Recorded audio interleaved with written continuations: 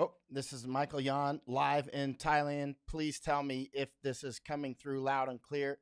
Uh-oh, get down. My cat just decided to be a cat.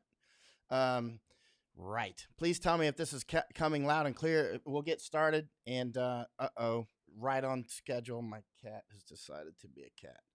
All right. Let's hope that it's on. If it is, I'm going to get started. I just finished. Please leave a comment if it's streaming out to you live. And I just finished with the John Batchelor show. And uh-oh. And oh, Lord. Hey, White Feet. Her name is White Feet because, as you can see, she has white feet. And bad timing, White Feet. All right. All right. Greetings from Italy. Oh, Italy. I really want to hear what's going on there. Hey, Grant. All good in Oz, mate. Thanks, Clyde. And hey, John. Lima Charlie, Eric says, let's get rolling. Hey, Matthew. And all right, let's get going. All right. Hey, Wayshawn. Yeah. Oh, Wayshawn saying, finally, Periscope app actually gives me a notification you've gone live. Good. Excellent. All right, let's get going. Jeff Edwards, you're in Israel? Okay, let's get going. I just finished doing the John Batchelor show and Gordon Chang, and it was a very excellent interview. Unfortunately, we had some tech problems, so we had to kind of delay it a couple times, and then we just finished. So really great interview. You should listen to it if you can. I didn't have put up a link just yet. Hello in Las Vegas. And my cat is, I don't know why she's decided to, come on, White Feet, be good. I adopted her mom. Her mom was a wildcat, and then she had kittens, of which White Feet is one of the kittens. So anyway, I watched part of President Trump's speech. I haven't watched the whole thing yet because there's been so much going on. And apparently he was giving the speech while I was doing my first live stream. I saw the part where he is cutting flights from Europe on Friday. And it sounded, I watched it 3 times. I was not completely clear. It sounded like he's also cutting the cargo as well. In which, we know that the virus can be persistent on objects. And so I don't know. I watched it 3 times, and I think that is what he said. It sounded like that's what he said. And so hello in Central Florida. And so let's get started with more interesting things. As you know, shutting off that international travel is vital. I've been saying that since January, but we've lost so much time now. Containment's out of the question. It's just too late.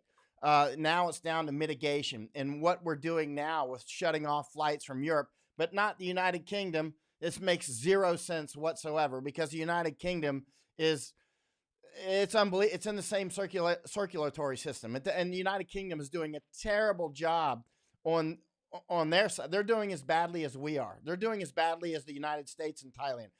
Thailand is doing a terrible job. United States is doing a terrible job. United Kingdom is doing a terrible job. Canada, you're doing terrible. The only countries that have done well are Taiwan. It looks like South Korea as well. Singapore, credit, and Hong Kong. Yes, I called Hong Kong a country.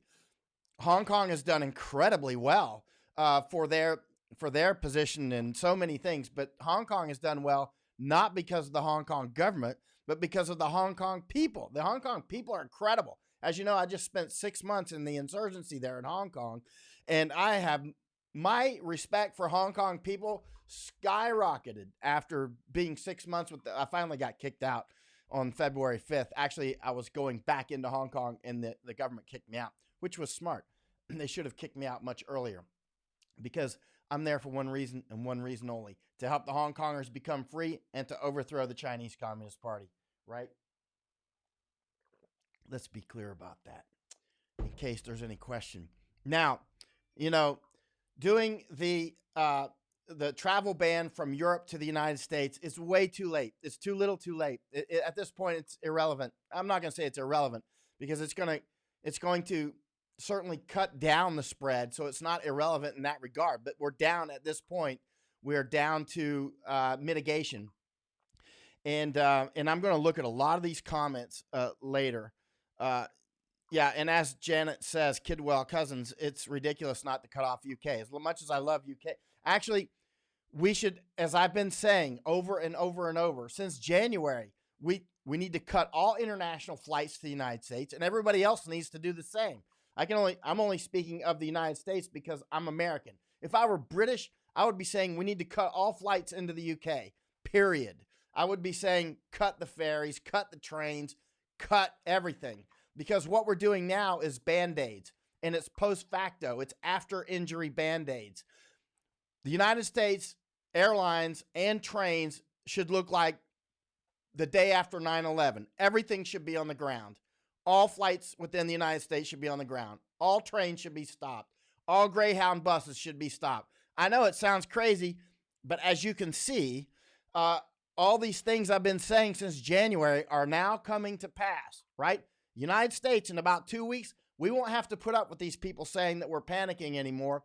We won't have to put up with these people saying it's just the flu anymore. Give the United States about 2 more weeks, maximum 1 month, and it's going to be crystal clear that the hospitals will be overrun surely by May and probably much sooner. And then when people get into car accidents, have a heart attack, have all kinds of things that are completely unrelated to this virus, struck by lightning, bitten by an alligator, whatever, you're going to go to the hospital and you're not going to be able to be seen because the doctors and nurses are sick or dead or the beds are full or we don't have medicines coming in from China because we, through the years, our illustrious United States government and others have outsourced all of our, not all, but a huge amount of our pharmaceutical production and API, the active pharmaceutical ingredient production is in China.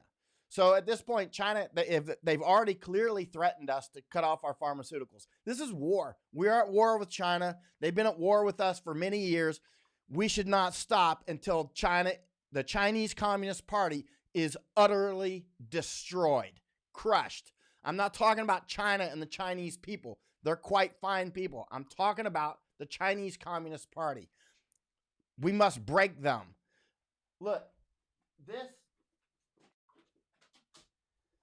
this travel restriction from Europe is like, you see this? I have this thing around my house, right? This is for basic stuff. This is for like, I have a paper cut loading my copier. That's when I pull out these. I pull out Band-Aids, right? I pull out Band-Aids because, I cut my finger with paper and I got all, little antiseptic garbage. That's what that's for.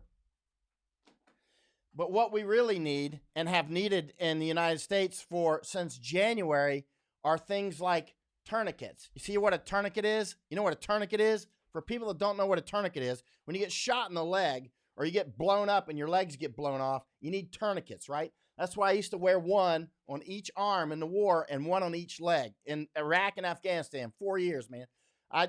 2 years in Iraq and 2 in Afghanistan. I would, not always, but I would, depending on the missions, I would be wearing one tourniquet right here on my arm and others on my thighs, right? I had them situated so that if we get into a big firefight or I get one of my legs blown off or an arm blown off or whatever, hopefully I can tighten it with the other one.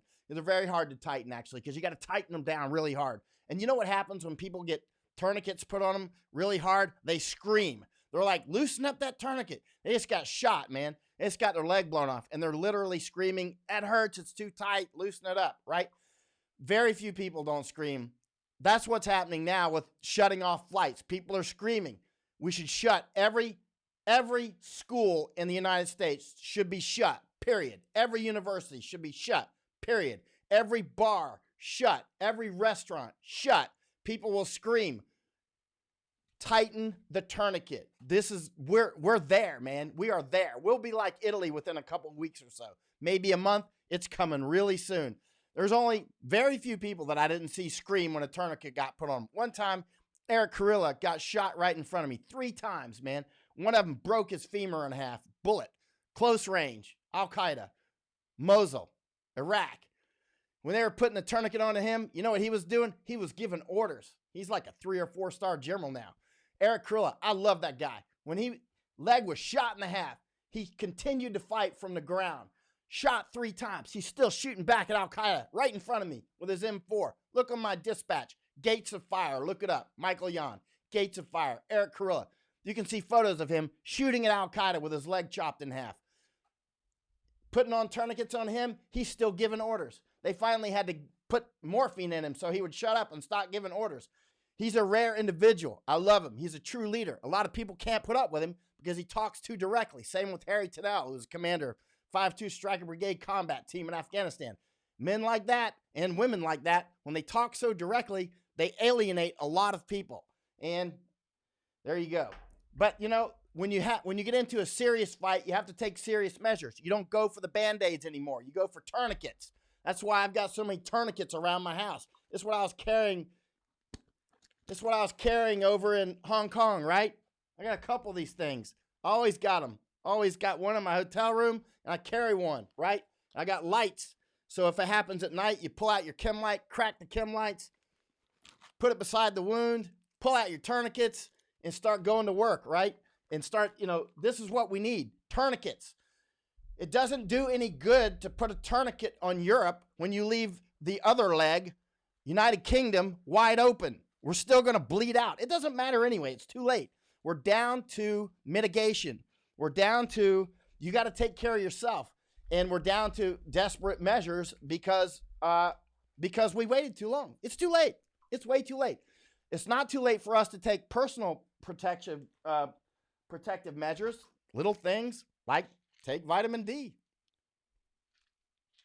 Take vitamin D, take vitamin C. You know, I wake up, take my vitamin D, take my vitamin C, drink my coffee, go for a walk today in the sunshine, make you feel better. Read some, you know, all I do is study this war at this point, 7 days a week. So here we go. Yeah, Marie Gannon says, control the bleed. #1 in emergency medicine now. Definitely. First thing you do. Tourniquet on the travel. What did we do when 9/11 was unfolding? Grounded all the flights, right? We're going to lose far more people from this than we ever lost from 9/11. Like 100 times more? I don't know. 200 times more? 300 times more? We're going to lose a lot more people from this than we lost from 9/11. It's going to be a lot. It's going to be a lot. Right. Let's see any questions here that we can answer. I went to a pharmacy yesterday here in Thailand, and all three people in the pharmacy, none were wearing masks. None were wearing, I was the only one wearing a mask and gloves and eye protection. I was the only one. And, you know, this shirt, what I'm wearing now, never leaves my home. It doesn't leave. When I come back with my clothes, I take them off outside, put them in the sun. We're probably going to get sick. We're probably going to get infected. Most of us probably will, but we can at least slow it down and smooth the curve. Look at Chris Martinson. He's doing a great job. I was just on the the John Bassler show with Gordon Chang, and Gordon, both he and John Bassler are doing a fantastic job talking about this virus and the issues globally, as are Steve Bannon on pandemic, as is Chris Martinson on peak prosperity, as is this British doctor. Sorry, my cat's up to something. This British doctor named John Campbell. He's doing a great job as well. You can find him on YouTube. Everybody has their own little way of teaching and their own, like Steve Bannon hits it on the big global politics picture, which I will hit some of that. Gordon Chang and John Bassler do the same. And then also Steve will get down into the medicine and finance and that sort of thing. And Chris Martinson does that too.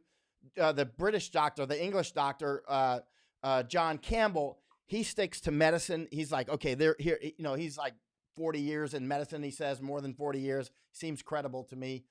He seems to actually know what he's talking about. He talks directly. He sticks to medicine. So everybody's got their own little different pluses and minuses. So we have to get our information from many sources.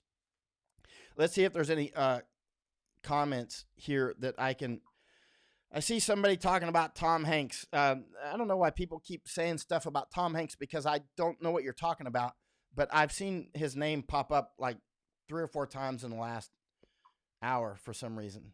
I don't know why. So here's a problem that Jeff Edwards is saying. what country do you live in? He's talking to Josh Cronover. Most Americans expect the government to take care of them. Yeah, a lot of Americans do. Not Americans like me. I've got kind of a Scot-Irish background. We know better, and it's cultural. It goes back. It's not from me. It comes from generations of culture, right? We know better. We know we have to stock up. We know that when Katrina hits, New Orleans, or a hurricane hits Florida, or something happens in North or South Carolina, we know in Tennessee that we got to do it ourselves. And if the government helps, that's extra credit bonus. But in reality, it comes down to individuals, their families, their friends. Keep saying it over and over. I don't even go to church, but every time I see a disaster, these church groups come out and they get a lot of bang for the buck. I mean, I think if you give $10 to a church, it seems like $9 actually hits the target. You give, $1 million to the government and $9 hits the target. I mean, the government just screwed. Our United States government does not even have a strategic mask supply. We've had since 1918 to figure that out. Even in 1918, you can look online and see photos of people. I saw it first in an old book somewhere. But in 1918, people were improvising masks. I mean, out of all kinds of stuff. They realized how important masks were. And our CDC and others are saying, oh, you don't have to wear a mask. They're lying to us. They're not just inept. They're part of the problem. It's like the virus uses the CDC to help spread and kill more people. That's how bad they are. The CDC is completely, they are actually worse than worthless. What is the U.S. military going to do now as this spreads through the military, as it inevitably does, because our military will be just as bad as everybody else on stopping this? And how are we going to put our dozens of submarines out under the sea to protect the United States when submarines have infected people on them? Unless we do very smart things and we keep our submarines out to sea, or we only bring them into places that are definitely clean of this virus until this is finished, right? I mean, this is a big deal for United States military. It's going to be a big deal for our hospital system, the U.S. and all across Europe. Here in Thailand, hospital systems are going to be overflooded soon. And then when you have a car accident or you have a bicycle accident, it's going to be a big deal. It's going to be a big deal if you get a little infection in your hand because you weren't wearing gloves. It's going to be a big deal if you get a head wound from not wearing your helmet when you were riding a bicycle. It's going to be a big deal when you can't get into the hospital, no matter what your problem is, because the cup is simply full. You can't add anything else to a full cup without something else coming out.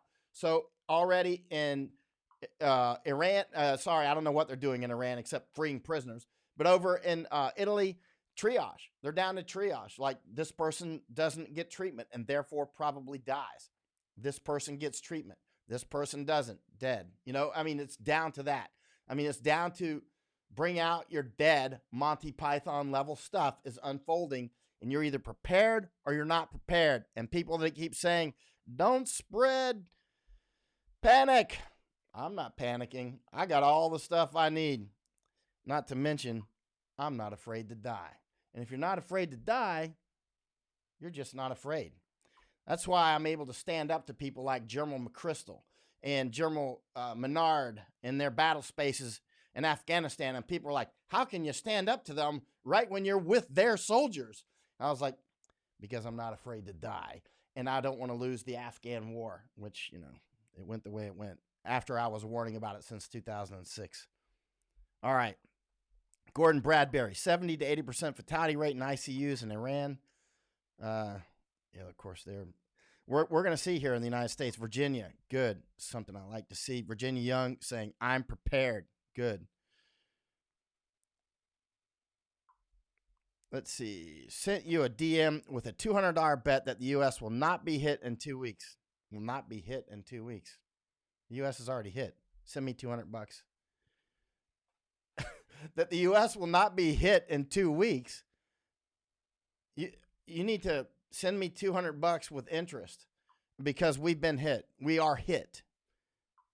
NBA just canceled the season. You notice the NBA just canceled the season, right? Maybe got our wires crossed here on something. All right. All righty, righty. I'm looking for questions here. Weishan, no word on accurate numbers from China, short of a massive leak at the official level, assuming they haven't gotten rid of the real numbers. We'll probably never know. Probably never will.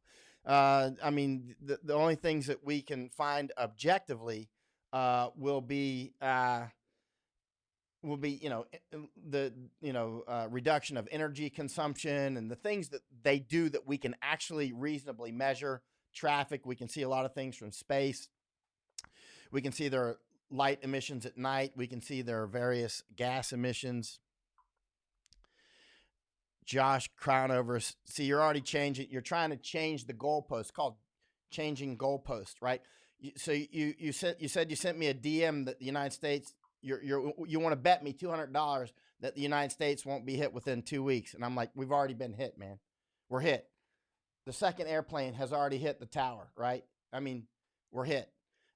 You're like, I bet you we won't get hit. Now you're trying to change it. Hit hard. Okay, what do you mean? Nuclear weapons? I mean, yeah, we already are hit hard, man. You're way out. You're way off base. Send me that first $200, please, and then I'll make you a $1,000 bet that by May, U.S. hospitals will be overwhelmed. By May, I'll bet you $1,000, and I'm saying that with safety because and I don't like to bet because I'm not a betting man. I don't bet money. I bet with my life, but I don't bet money. And especially I live on donations, so I don't bet money from donations. But I'm not taking any risk. The fact that that this is an exponential spread, and that we're not taking the actions necessary to slow it, to even slow it. I mean, yeah, what is stopping flights from Europe on Friday? So right now the flights are probably filled up. Everybody's rushing home now with virus running through their veins. Yeah, unbelievable. We're way out of control. Thank you, Serdip, for sending PayPal. I appreciate it. Several people actually have donated today. As you, yeah. Oh, and Kenneth Finney, thank you. I see that. And yeah, as you know, somebody threatened me yesterday about something, and that she was going to stop donations if I didn't carry the line. Basically, it doesn't work with me. It doesn't work with me. It's like General McChrystal's people, threatening my access as if I care. You know what happened? Let me tell you what happened. I went after General McChrystal because he was losing the war. Just the same reason I went after General Menard, Daniel Menard, Canadian general, at the same time, after he let the Tarnac River Bridge get blown up and big old mushroom cloud, it was quite loud, and all these other things. So eventually, General Menard was fired due to my work and reduced in rank to colonel directly due to my work and kicked out of the Canadian Army. So that's what happened when we fought. At the time, they're like, oh, those two generals surely smashed you. No, they didn't. You know what? They stopped my embed in Afghanistan. You know what I did? I called up one of my old Green Beret friends. I said, you know what? I just got disembedded. I need you to send one of your airplanes, please. Actually, I said, I need to stay in your house in downtown Kandahar. It's one of my old Green Beret friends, right? I was like, hey, I need to stay in your... He's like, no problem. I'll send a car. You can get down to my house in downtown Kandahar. Hours before I got to the house, a truck bomb hit it. Blew up the house. Look at that. Look up April 2010, maybe. April 2010, Chemonics. It's a company. That's not my friend's company, but he was their neighbor. Chemonics got hit with a truck bomb. Killed some people. That truck bomb is the one I'm talking about. You can look up. It's like April 2010. Then you'll know which one I'm talking about. These aren't things that these aren't war stories. They're war stories, but they're true.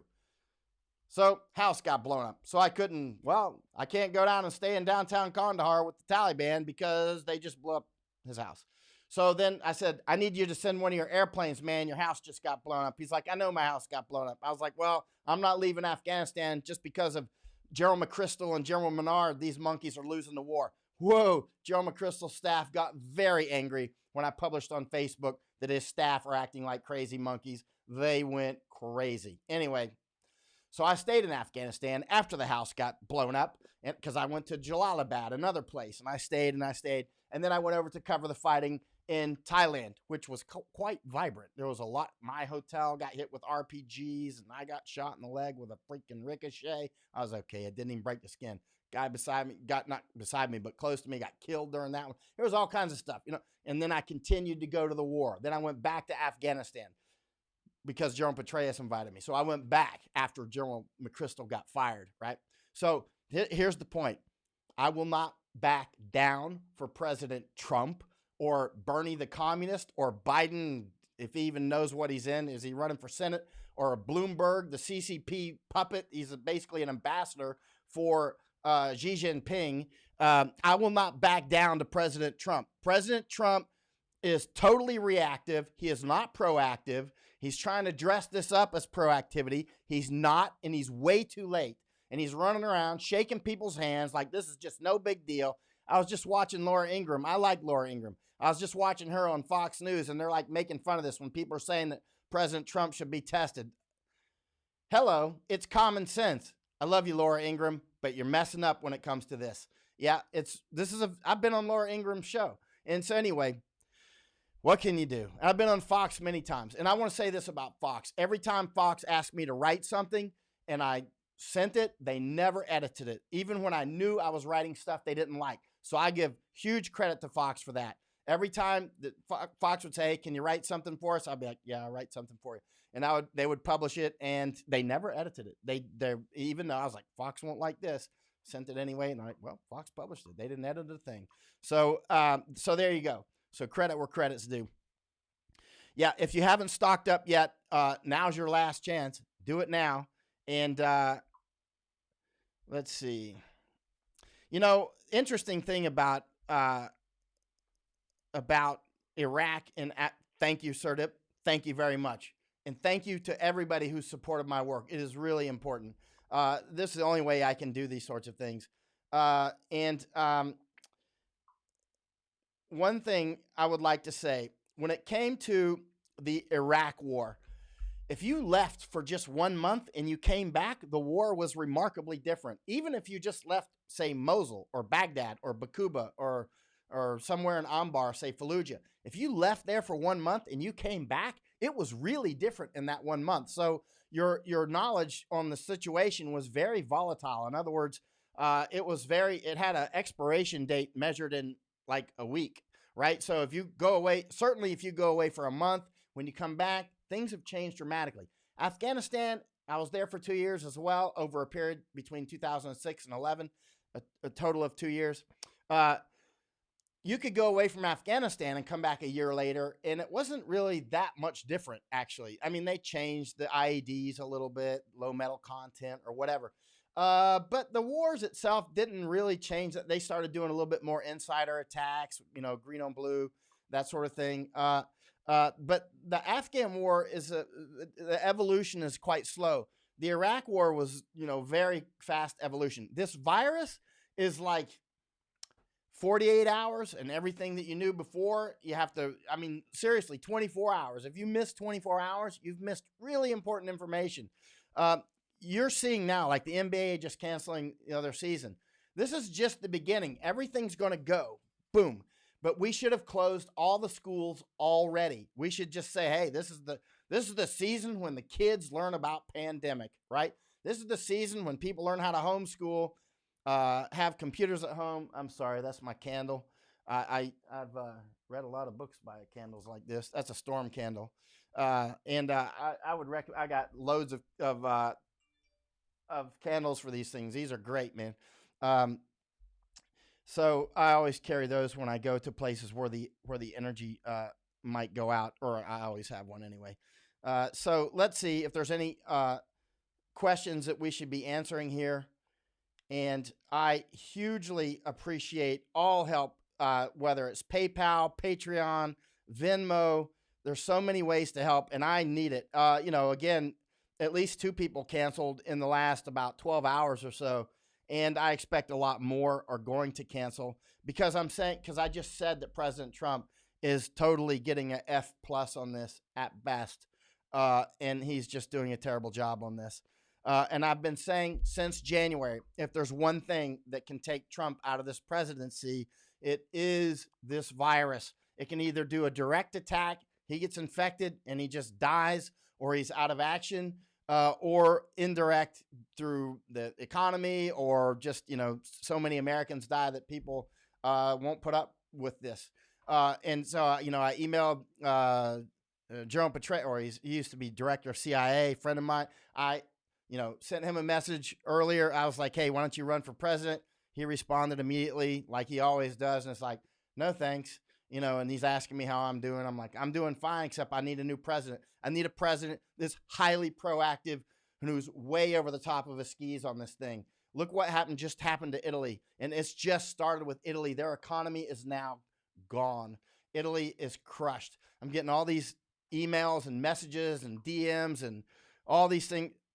I love Italy. I've said so many times, I've been to Italy many times. I love the North in particular. I've said many times, people often ask me, you've been to 75 countries all over the world. What's your favorite place? That's really hard to say.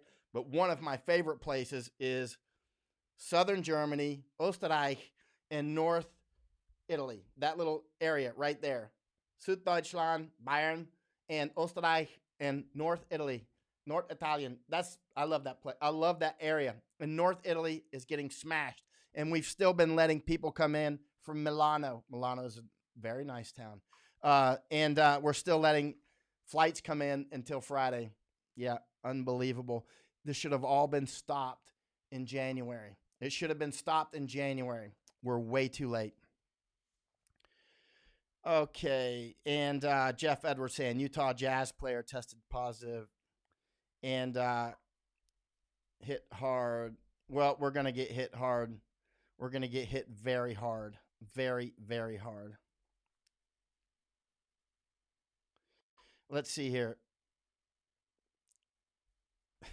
Josh Crowner saying, Italy is not the U.S. We got ahead of it. I don't know what planet you live on, but it seems to be a different planet. Or as the cartoonist will say, what's his name? He has some great podcasts. We're watching two different movies. What's that guy's name? He has great podcast. Anyway, we're seeing the same thing. Maybe actually it's possible we're not seeing the same things because I study this 7 days a week, and I'm not in Trump's camp. I never have been. I've said since the beginning, I've never liked him, but I didn't like the other people worse. I was never, ever going to vote for Clinton or Bernie Sanders, that communist, or any of those people. And Trump has been doing a great job fighting back on China. I wish he would fight a lot harder, but he's doing better than anybody else ever did. And he stood up on our border issues, which is vital. It's a national security issue, our southern border. Brian Kofage has been down there raising money to build wall and these sorts of things. See, it comes down to people like us. It comes down to individuals, volunteer state, Tennessee. It comes down to follow me, right? It comes down to live free or die type people. New Hampshire. It comes down to us looking out for ourselves. Our government's not going to do it. Our government has already failed yet again, just like they did on 9/11 and so many times before. It just goes back over and over and over. Let's see. I won't be running for president. Yeah, Scott Adams. Scott Adams has some great, I'm sorry, Scott, if you're watching this. Actually, sometimes I think he gets hints from my work because I see him say stuff after I say it. But he might be getting it from somebody who watches both.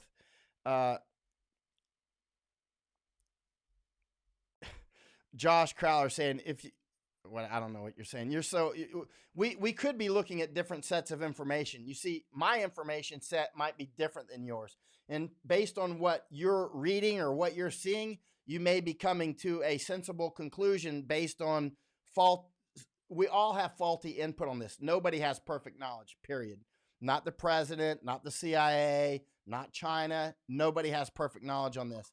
But some of us are studying it 7 days a week. And some of us who recognized this back in January, for whatever reason, we have enough of a skill stack that we could actually sense this was real. However we got to this skill level, maybe they're a virologist, maybe they're studied epidemiology for many years, maybe this, maybe that. I don't know how I had the skills to recognize it, like I had the skills to recognize we were losing the Afghan war in 2006, and people fought me until 2009 until it became received wisdom and everybody knew it. Or the Iraq Civil War that I was saying in 2005, and 18 months later, everybody's like, well, yes, it's in a civil war. Well, we just lost 18 months. But the United States government, while covering up that it was a civil war, like this virus, that it's not a big deal. So if we took actions to stop the Iraq Civil War in 2005, we would have been admitting that Iraq was in a civil war in 2005. So basically, we're like, we can't admit that there's a fire in the kitchen because then we would be admitting that there's a fire in the house. And if we call the fire department, then everybody will know there's a fire. So, there's no fire. I didn't call the fire department. Maybe the fire will go away. No, that's not how fires work, right? I was the fire alarm. They tried to pull my battery, and I just left and put a new battery in, right? And I kept louder and louder and louder. It's the same with this virus. And, I took on people about the Iraq Civil War and the Afghan issues, which actually has some components of Civil War, but not to go into that. But, or the comfort women issue or the Chinese information war. I've written 3 books on the Chinese information war. That's my 3rd one. It just came out about a week ago. It's not going to do well now because, so many countries and economies are collapsing right now. So this is going to directly hit me as well. I mean, when I'm sitting here delivering all this bad news, I know bad news always hits my bottom line. Whenever I come on and say stuff like this, I've got many years of experience. As soon as I say stuff like this, people start cutting funding. And thank you for the few people who've come on board. That has been very helpful. A few people have come on today, about 5. So I really appreciate it. Hugely appreciate it. So it's a net of 2. 2 have left and about 5 have come on. So a net of 3 have come on. That's actually remarkable. I'm surprised that like 10% didn't leave by now. All right. Yeah, Scott Adams does a great job on some of his podcasts. Yeah, Seattle's not ahead of it. Seattle's supposed to be where all the smart people are, right? They know everything. Keep the borders open. We're all so smart in Seattle. And there you go. So there you go. Yeah, they just totally disregard anybody that's not wearing the right hat.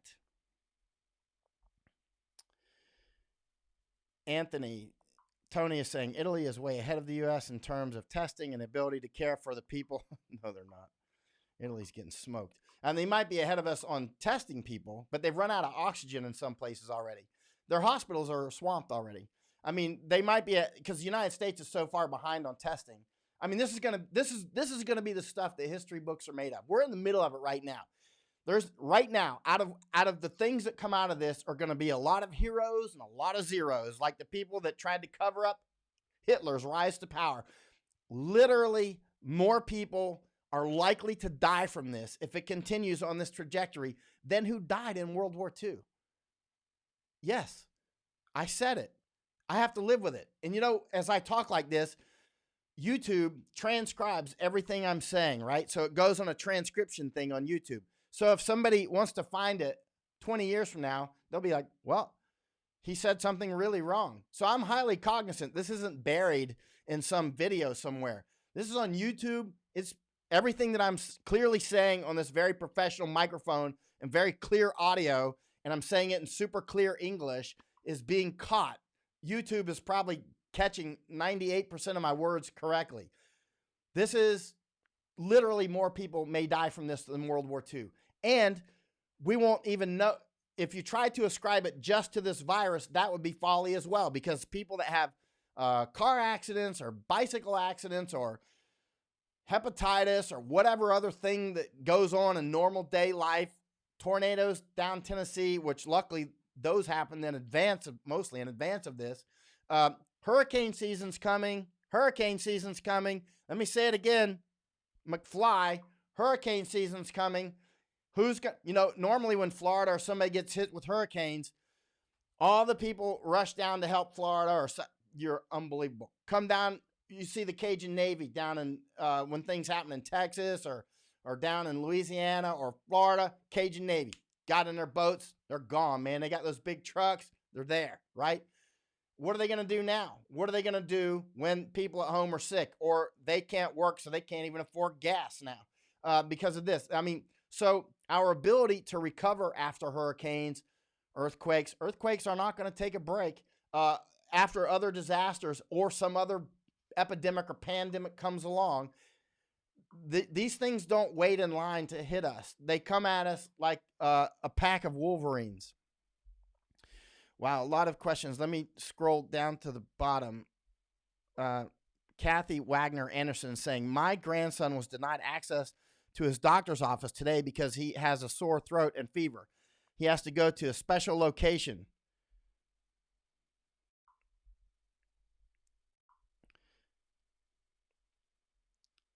Oh, Kim Saf Mashad is saying tornado season is about 2 weeks away here away in Oklahoma. Cajun Navy, man. I love those guys. Straight up Americans. You know, Thais are like that too. Thais, when there's a problem, Thais just, and Japanese are like that too. They're get together. And, you know, after the earthquake and tsunami and all that, I was in Afghanistan when that happened. I saw that nuclear plant grow up. I was near the Iranian border out in a place called Nimruz province, right, in Zaranj. And I got on the airplane, man, because the Navy was like, hey, get over here. You can get on the Ronald Reagan aircraft carrier. So I fly over. Numerous flights, you know, over to Kandahar, down to Dubai, over to Thailand. Got different gear because I had to drop off combat gear and pick up gear for that. Flew over to Tokyo, and the Navy's like, who are you? And I'm like, who am I? What do you mean? I just came all the way in from Afghanistan to get here. It took like, I don't know, a week or so. It was like unbelievable. And they're like, who are you? And I was like, uh-oh. They know who I am. And so I was like, something's wrong. And it looks like the Ronald Reagan actually did get irradiated. They probably didn't want me to know that. But then when I said that, I was like, something's wrong with the Navy. They're cutting me off. People are like, you're just angry at the Navy. I'm like, no, I'm in the middle of this. And I can see something's not right. I deal with the military all the time. And when they do something weird, it might not translate well through an audio or a television screen. But when I say something like, hey, I think something's wrong here, I can't really defend it, but I can smell it. You can't smell it through this, but I can smell it, right? But it turns out it was right. I think actually Ronald Reagan actually got irradiated, and some other bad things happened. They certainly didn't want me around for that. Tests are popping up in ER parking lots in South Carolina, Mike is saying. Yeah, this is SARS-2, Anthony. And comparing this though to SARS-1, as you well know, I mean, you're a medical doctor, is obviously, I mean, you know very well that the comparison only goes so far. It's like the comparison of a yardstick to a light year is basically what we're coming down to if this thing continues.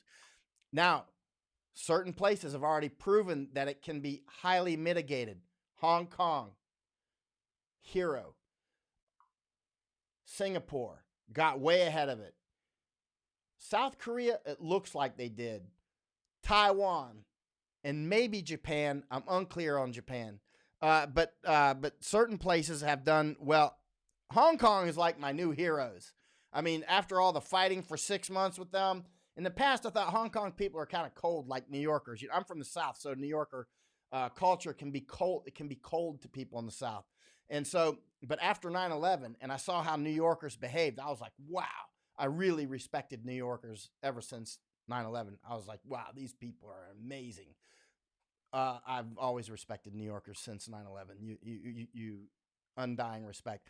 And likewise with Hong Kong now, when they're facing off against the Chinese Communist Party, really they can be crushed. And they're out there fighting in the streets. Unbelievable. And they know they're super smart people. They're like weirdly smart. And they know the peril and they're still standing up to them. And now this virus is like the commie virus, like a kamikaze, divine wind. The virus may, I don't know, but it may take out the CCP, the Chinese Communist Party. It could well do that. And that's why I want to encourage Hong Kongers one more time, make sure to defend your own health and your family and stop fighting for now. There'll be time for fighting later, and I'm in with you. Stop fighting for now and defend your own health and resources and continue to organize and be ready, because the moment of opportunity is ahead, right? And by the way, if the Chinese army had invaded, as we know, there's many bases there already in Hong Kong, but if they had invaded, I was not going to turn myself or leave. I was going to go live up in the jungle. I was ready to go stay in the jungle. That was my plan. Just so you know, I'm down with you. I'm still in with you, and I'm going to continue to help you in any way that I can. This American, and I know a lot of other Americans, are totally on board with Hong Kongers. You're inspirational. We got our own problems to deal with for a while. You can see what they are. And then we'll circle back to the fight. Alicia Wales, Gilchrist County in Florida, canceled all out-of-county field trips this week. We need to cancel all schools. My kids won't go back after spring break. I've been to Gilchrist County many times. How many people can say that? Gilchrist County is one of the darkest places. I think it might be the darkest county in Florida, right? I'm not sure about that. It's very dark because there's not a lot of people out there. So when I would want to go see the Leonid meteor showers or whatever like that, I would go out to like Gilchrist area, that sort of thing. Alachua at least. And you can get out there but definitely, Alicia. But I know folks that live in places like, Gilchrist are the ones who at least realize that they don't trust the government to always tell them the truth.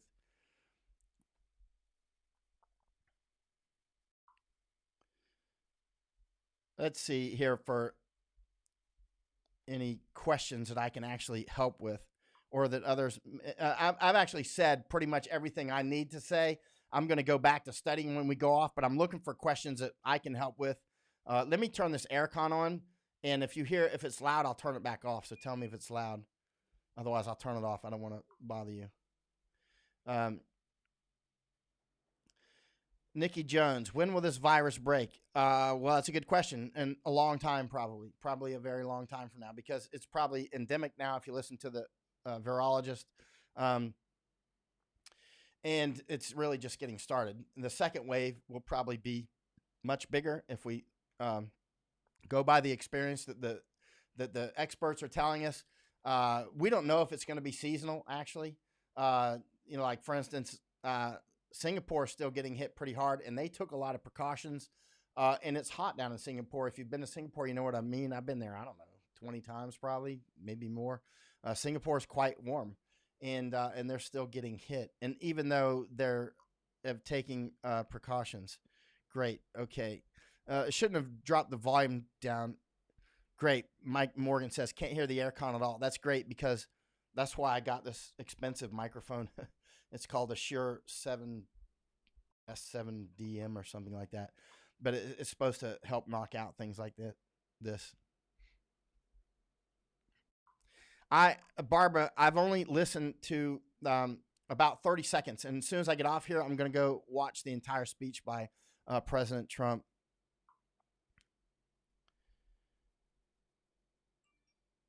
Okay, thanks, Ed. Let's see. Technical name for the Wuhan virus is SARS-CoV-2.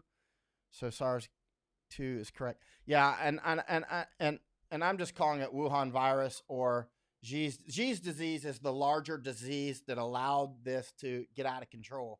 Xi's disease is the disease that puts Uyghurs into concentration camps. It's the disease that invaded Tibet. It's the disease that threatens to invade Taiwan and has been beating down Hong Kong students in front of me and many others since June of 2019. That's Xi's disease.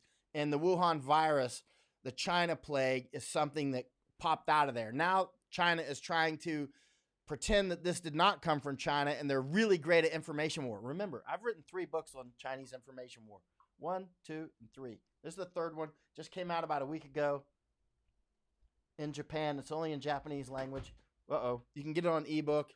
If you speak Japanese, please buy it.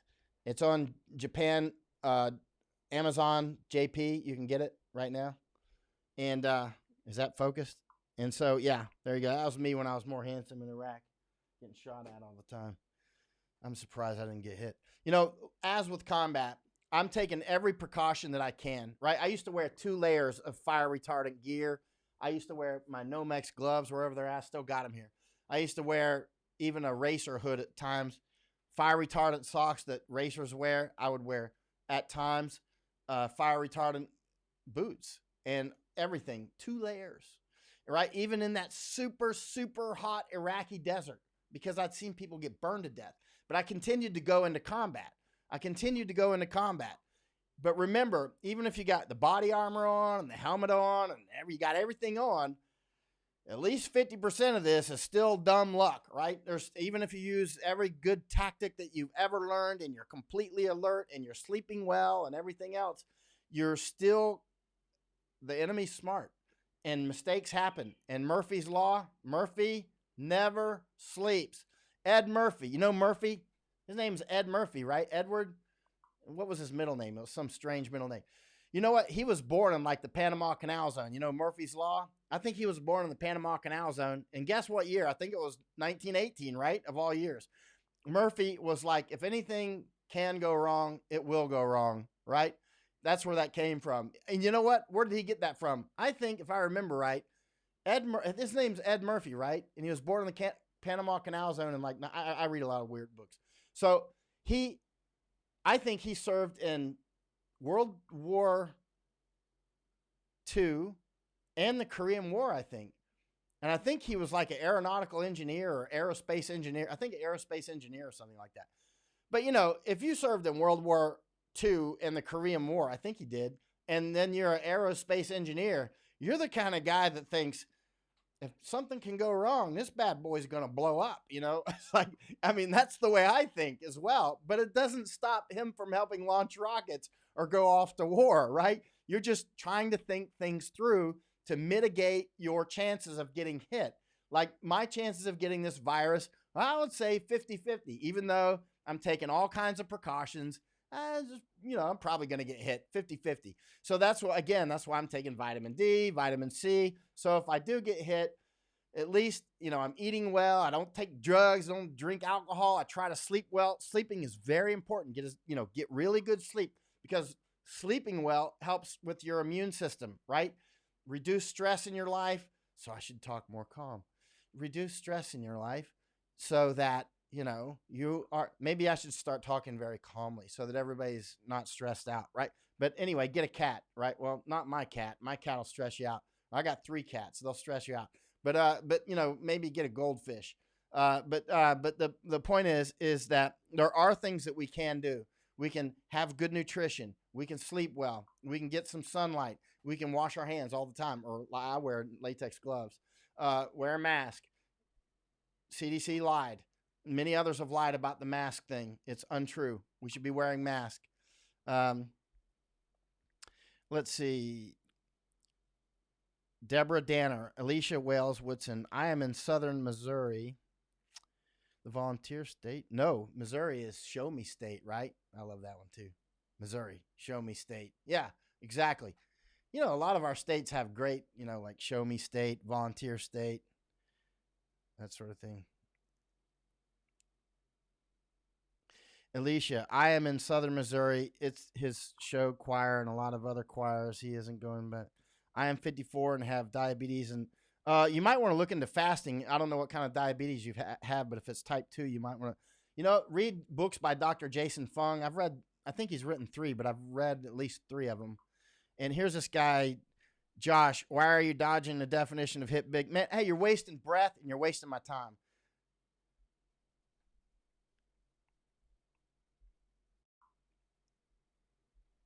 Let's see. Anthony, the challenge with zinc is that it must get into the cell to help. We're looking into such a version, but okay. Ed Celio. Murphy had a tie-in. The Edwards Air Force Base, the premier flight test center of the world. I'll dig it up and send it to you or post it. Thanks, Ed. Oh, post it, please. Yeah, actually, Jay hit it right on the top. I'm not dodging. I've said it like 400 times since January. If you're not listening, go back and look at some of my old posts. It's very clear. The United States, we could lose millions of people. I saw one estimate yesterday. It could be 460,000, something like that. 4 or 500,000 or whatever. It could be millions. We don't know. But I guarantee you one thing. This ain't the normal flu.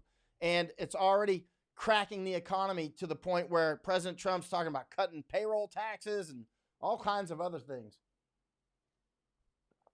Yeah. My job, 7 days a week at this point, is to study this day and night and to get on and tell you what I'm sensing, what I'm feeling. And people who looked at my work for years, like Iraq, 2005, 6, 7, 8, 9, and finally I left Iraq. I was like, okay, that's it. Same with Afghanistan. 2011, I left Afghanistan. I wrote it off. That's why this recent treaty with the Taliban, before it even happened, I was like, that won't last. And how long did it last? 3 days, right? And right in advance, I was like, and people were asking me, did you read it? And I'm like, no, I know the Taliban. I've been out with them quite a lot. Trust me, it won't last. The Taliban will not abide by any agreement. They're doing a talk, fight. And our government is trying to act like, oh, we're making, because our government's trying to make it look like, oh, they're trying to look directionally accurate, like we're getting somewhere, like we're cutting off travel from Europe, except for the UK. It's like, okay, all right. I touched my face, but we're like, okay,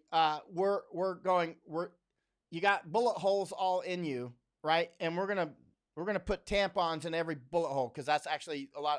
I got some tampons here. They're good for bullet holes, right?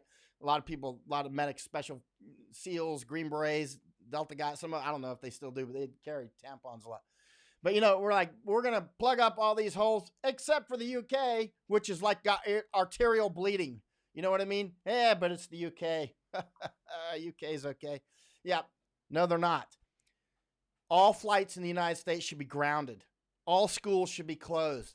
Amtrak should be stopped. All of that should be stopped. Interstate travel should be stopped. President Trump should say, go where you're going to go. You got 7 days. Go to your hometowns. Go to where you want to stay. We are locking down, period. It's that level of serious. And people are like, whoa, you're talking like China. Yep, I am. This is very, very serious. Very serious. And I'm completely unafraid. And I'm in a place that's even less prepared than America is. I'm in Thailand. Far less prepared than America is. And I'm still on this video. I'm not hiding out. I didn't fly off to some island. I could have gone off to some island where I don't have any internet and there's no people around. I can eat coconuts and stuff. You can make IVs out of coconuts.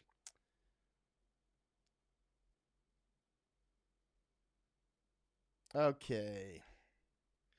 California, once the Golden State. Yeah. And Peter told me the other day on a phone call that it is the poop state. Now, was there some app that's like a find poop or something like that? I looked at the app. It's actually a real app, because that left-wing government. I love California. I went to school there twice. I went to the language school there and the Army. It's a not Army language school. It's a military language school. I went for German, right, when I was a Green Beret. And then I went to school there later after the Army. I worked for Michael Jackson there. I did security for him. That was something else. Actually, I'm one of the few people that like Michael Jackson. I like Michael Jackson. I've never not liked him. I wonder if people were making that stuff up about him. I don't know. Anyway. Hello from Perth.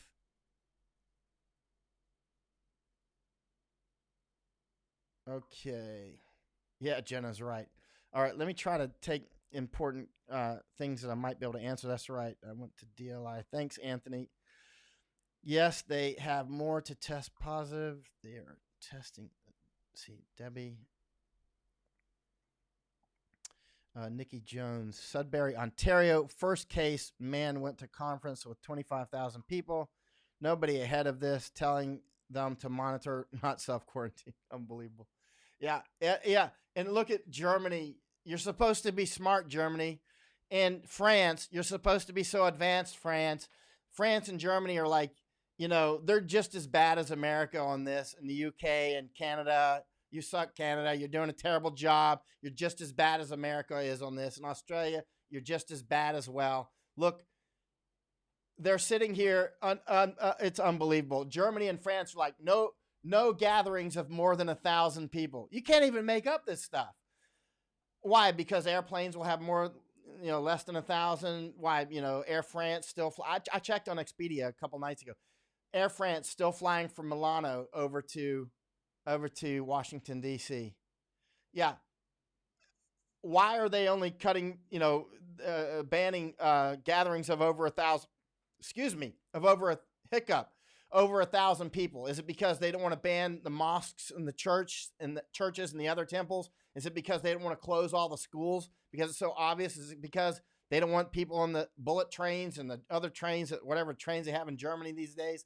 Is it, I lived in Germany. Ich habe in Deutschland 4 Jahre gewohnt. Ich kann Deutsch sprechen, ja.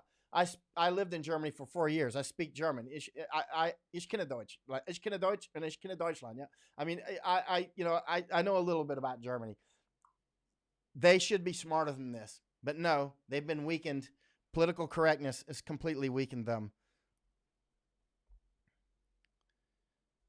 Oh, that's why people keep saying Tom Hanks. Tom Hanks and his wife Rita have the virus in Australia. Both are quarantined. Well, I hope they're okay. I know some people don't like Tom Hanks because of his politics, but I don't have anything against the guy. Hey, of course, again, I'm not like tracking everything he says and does, but Madeline Kelly saying, "Hey, Mike, the NBA season is suspended here in the U.S."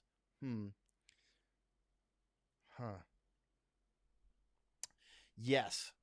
Dennis Stahl in Deutsch is saying, question, looks like China hasn't had more cases. Could it be that they have a vaccine? No, they don't have a vaccine. And secondly, nobody trusts China's numbers. But I keep seeing people quote their numbers. Even Johns Hopkins. Johns Hopkins continues to report Chinese numbers. And then people report Chinese. A medical doctor sent me something the other day from Newsweek. He's been defending CDC, right? So he's like, here, look at this from Newsweek. So Newsweek quoted Johns Hopkins, and Johns Hopkins quoted the Chinese numbers. Johns Hopkins, by the way, was calling Taiwan part of China until maybe yesterday or whenever people like me went crazy. It's like Taiwan is not part of China, period. Chinese are so good at information war. I'm talking People's Republic of China, not Chinese as a race. That's completely separate. Chinese Communist Party is so good at information war. They just call Taiwan a renegade country and do all the province, and they do all these other things. And people are like, yeah, it's a renegade province. No, it's not. Taiwan was never, ever, ever, not for one day, part of China. But if you ask most people, they don't get that. They're like, well, it's a renegade province. They want to break off from China. No, they were never part of China. Just like Peru was never part of the United States. New Zealand was never part of South America. As I've said before, Taiwan never declares independence because they've never been dependent. They've never been part of China. If Taiwan declared independence, that would be like, again, Kiwi land, New Zealand declaring independence from South America. Kiwi land was never part of South America, and South America is not a country anyway. South America is a continent, right? But China packs all these things on, like Tibet and Xinjiang and Inner Mongolia. Bring that up to the Mongolians. And all these other things, or even the name Inner Mongolia, all these different things. Hong Kong, Taiwan was never a part of China, and the China that we see on that giant map is BS. It is not. Hopefully, this divine virus will wipe out Chinese Communist Party. But in the meantime, it's probably going to wipe out more people than World War II. Probably. And hundreds of thousands of Americans are probably going to die. Yeah, Taiwan is not part of China, period. But Johns Hopkins was calling it part of China. And then Johns Hopkins is citing Chinese numbers. Johns Hopkins is citing Chinese numbers. And so now China is showing, oh, we've got it under control. And everybody's like, look, China's got it under control. It's like, how do you know they got it under control? It's the Gell-Mann effect going on again. You know what the Gell-Mann effect is, right? The Gell-Mann effect is you see something that you know about, like some topic that most of us know about, something at least, maybe our hometown. You see some story about our own hometown or our special, let's say you're a virologist or something. Let's say that you're a physicist and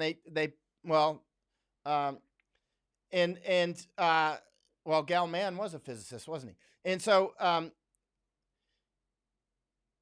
they publish something that you know about, and it's completely wrong. like, protons have a negative charge and that sort of thing, which, positive charge, whatever. So anyway, they say something, they publish something that you know about, and you're like, well, that's wrong. And you're like, this is nonsense. This whole article's nonsense. Actually, they got like 10 things wrong. Then you turn the page of the newspaper and you're reading about international events, and you're like, oh, wow, look, Turkey is doing something to the Kurds. Those, bad Kurds, or Kurds did this or whatever, blah, blah, blah. And you just completely believe it. It's like amnesia from like one article to the next. One article to the next is total amnesia. It's like amnesia happens. All you got to do is turn one page and you're like, well, they're accurate again. That's the Gell man, right? And so that happens with Johns Hopkins is doing this now. Johns Hopkins cites these Chinese numbers, and people go, yeah, I know they're not accurate, but that's why I don't cite those numbers anymore. But all these newspapers will go, well, they're probably not accurate, but here they are anyway. Because remember, that's not how our minds work. Our minds work like this. Here's the number. It's probably not accurate. Our minds edit out that probably not accurate part. Our mind will edit that out. Our mind will see 108,000 people or whatever. That's the part we will remember, right? So you got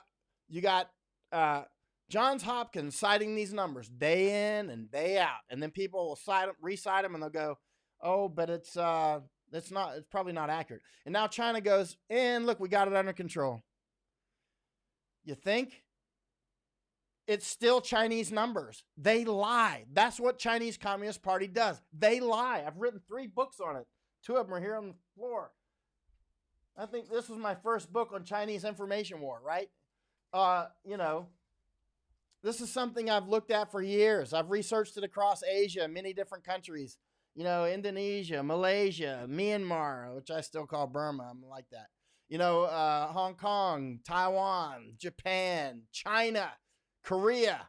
Every time I go to China, I'm reminded how dirty that place is. If you've been to China, people who've been to China, you know what I'm saying. What is happening in Nigeria and,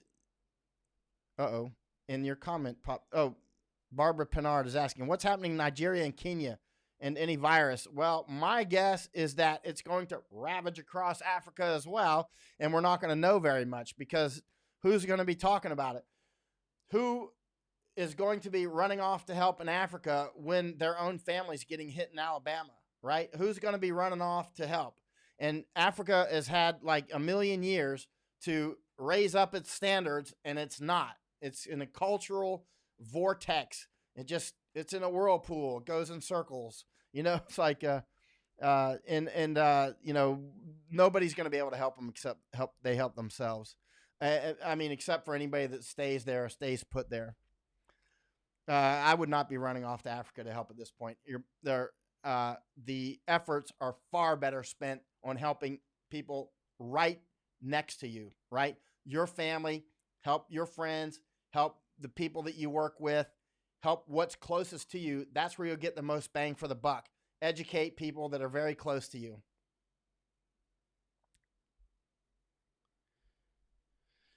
How is China defined that Taiwan was never part of it? How is China defined that Taiwan is never part of it? I have to think about what you're asking there. Well, let's put it like this. Taiwan was never part of China.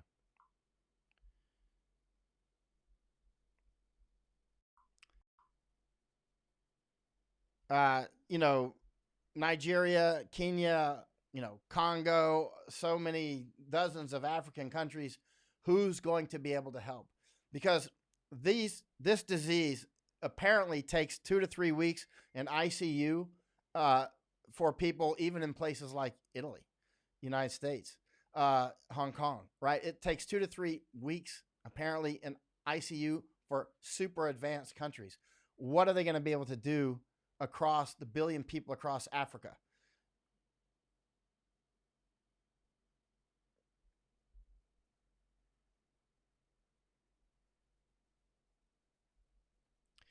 Aaron Carlton. So my daughter, who is 10, just was informed, Woody, Tom Hanks has China plague, and now she is finally upset about the virus. Well, it's good. She's 10 years old. this is a good chance to start teaching her about life and death stuff.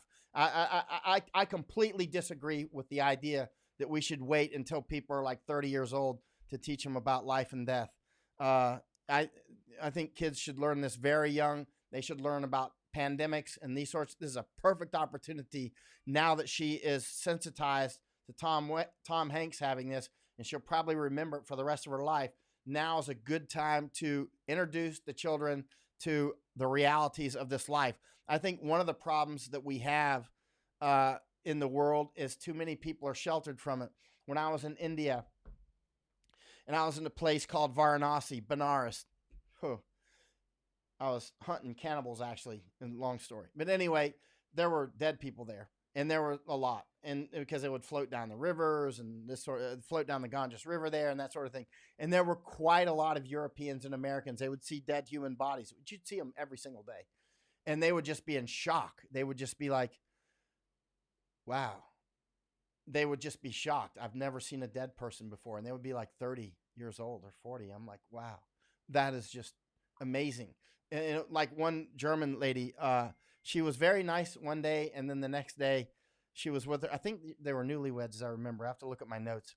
But she was like, the next day she is totally breaking down, and she was speaking in German to her, I believe, new husband. I have to look at my notes. But she was like, Schatzi, Schatzi, ich muss gehen, ich muss weg, ich kann hier nicht bleiben, you know. She's like, I gotta go. Ich kann in Indien nicht lange bleiben, you know. Ich kann hier nicht. She's like, I can't stay here anymore. I can't stay. And she was just crying. I'm like, it's okay.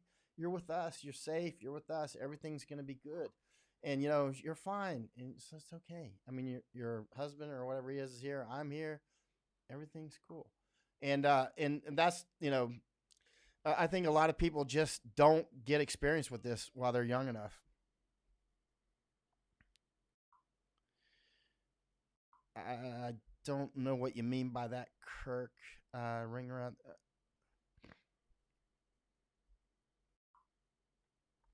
Dave White has there's a lot of comments that I've missed while I'm talking, so there's like a huge amount that I'm not like intentionally editing you out. I'm just there's so many, so I'm just kind of like diving into the pool and picking a question off whatever the one I first see.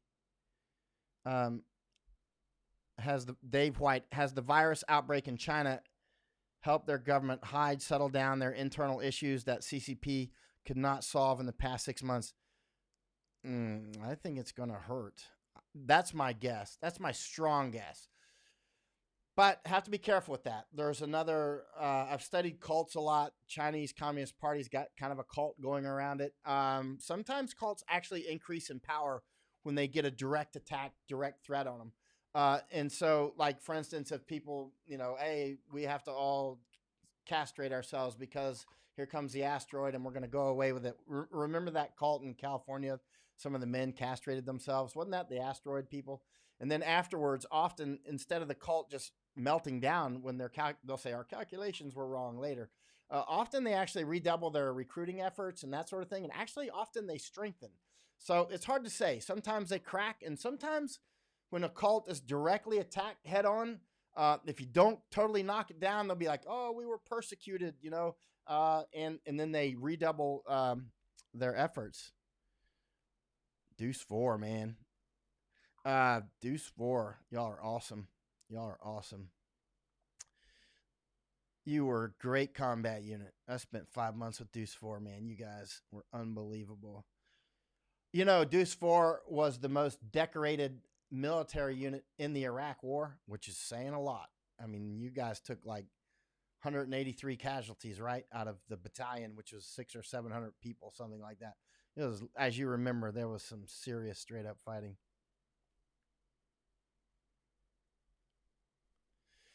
Aaron says, she says hello from Illinois, Michael Yon, and be safe and to wash your hands. Tell your daughter I'm going to go wash my hands as soon as I get off, and tell her I hope everything's good. And you know what's funny?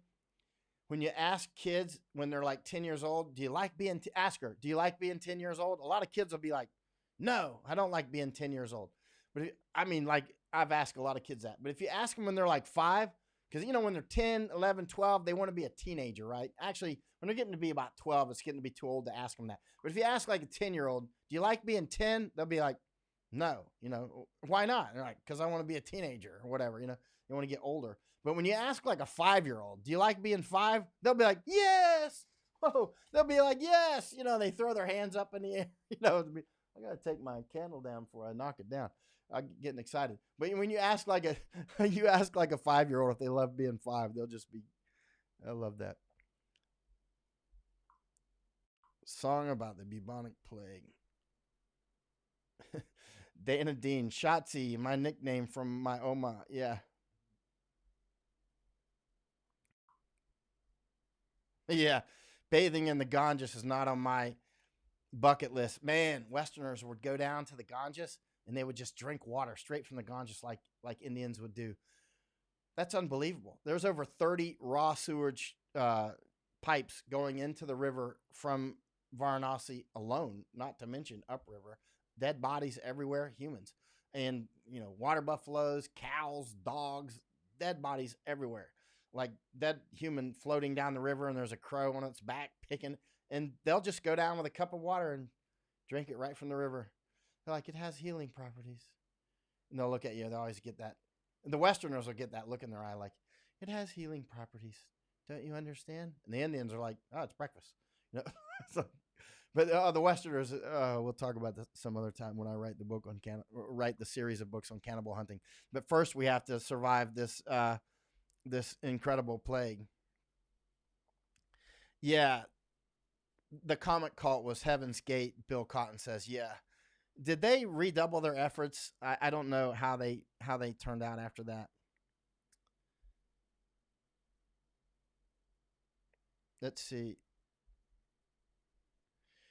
Melanie says, when President Trump addressed the nation tonight, he seemed to have a difficult time catching his breath. Should be taking a lot of precautions. I don't know. I watched only like 30 seconds. When I go offline, I'm going to watch the rest of his speech. Okay. It's hard to hear me right now.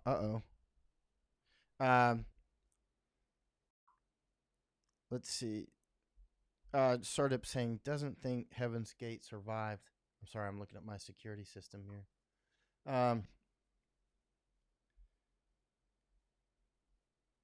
A lot of times, I mean, a cult can be challenged and fail and, and fall apart. But especially if it's a personality cult, then if you strike that one personality, then sometimes they'll fall apart or if that one personality loses his or her will. But sometimes they don't. Sometimes they redouble. And it depends on many different things, I believe, which is something I will. Hey, Alan, thank you. I will stay on it. Some words about Taiwan was cut off again. Is my volume cutting off? Let me see here. Volume is down. Why is my volume down? How about now? How's the volume now here? Mike Morgan is saying volume loud and clear.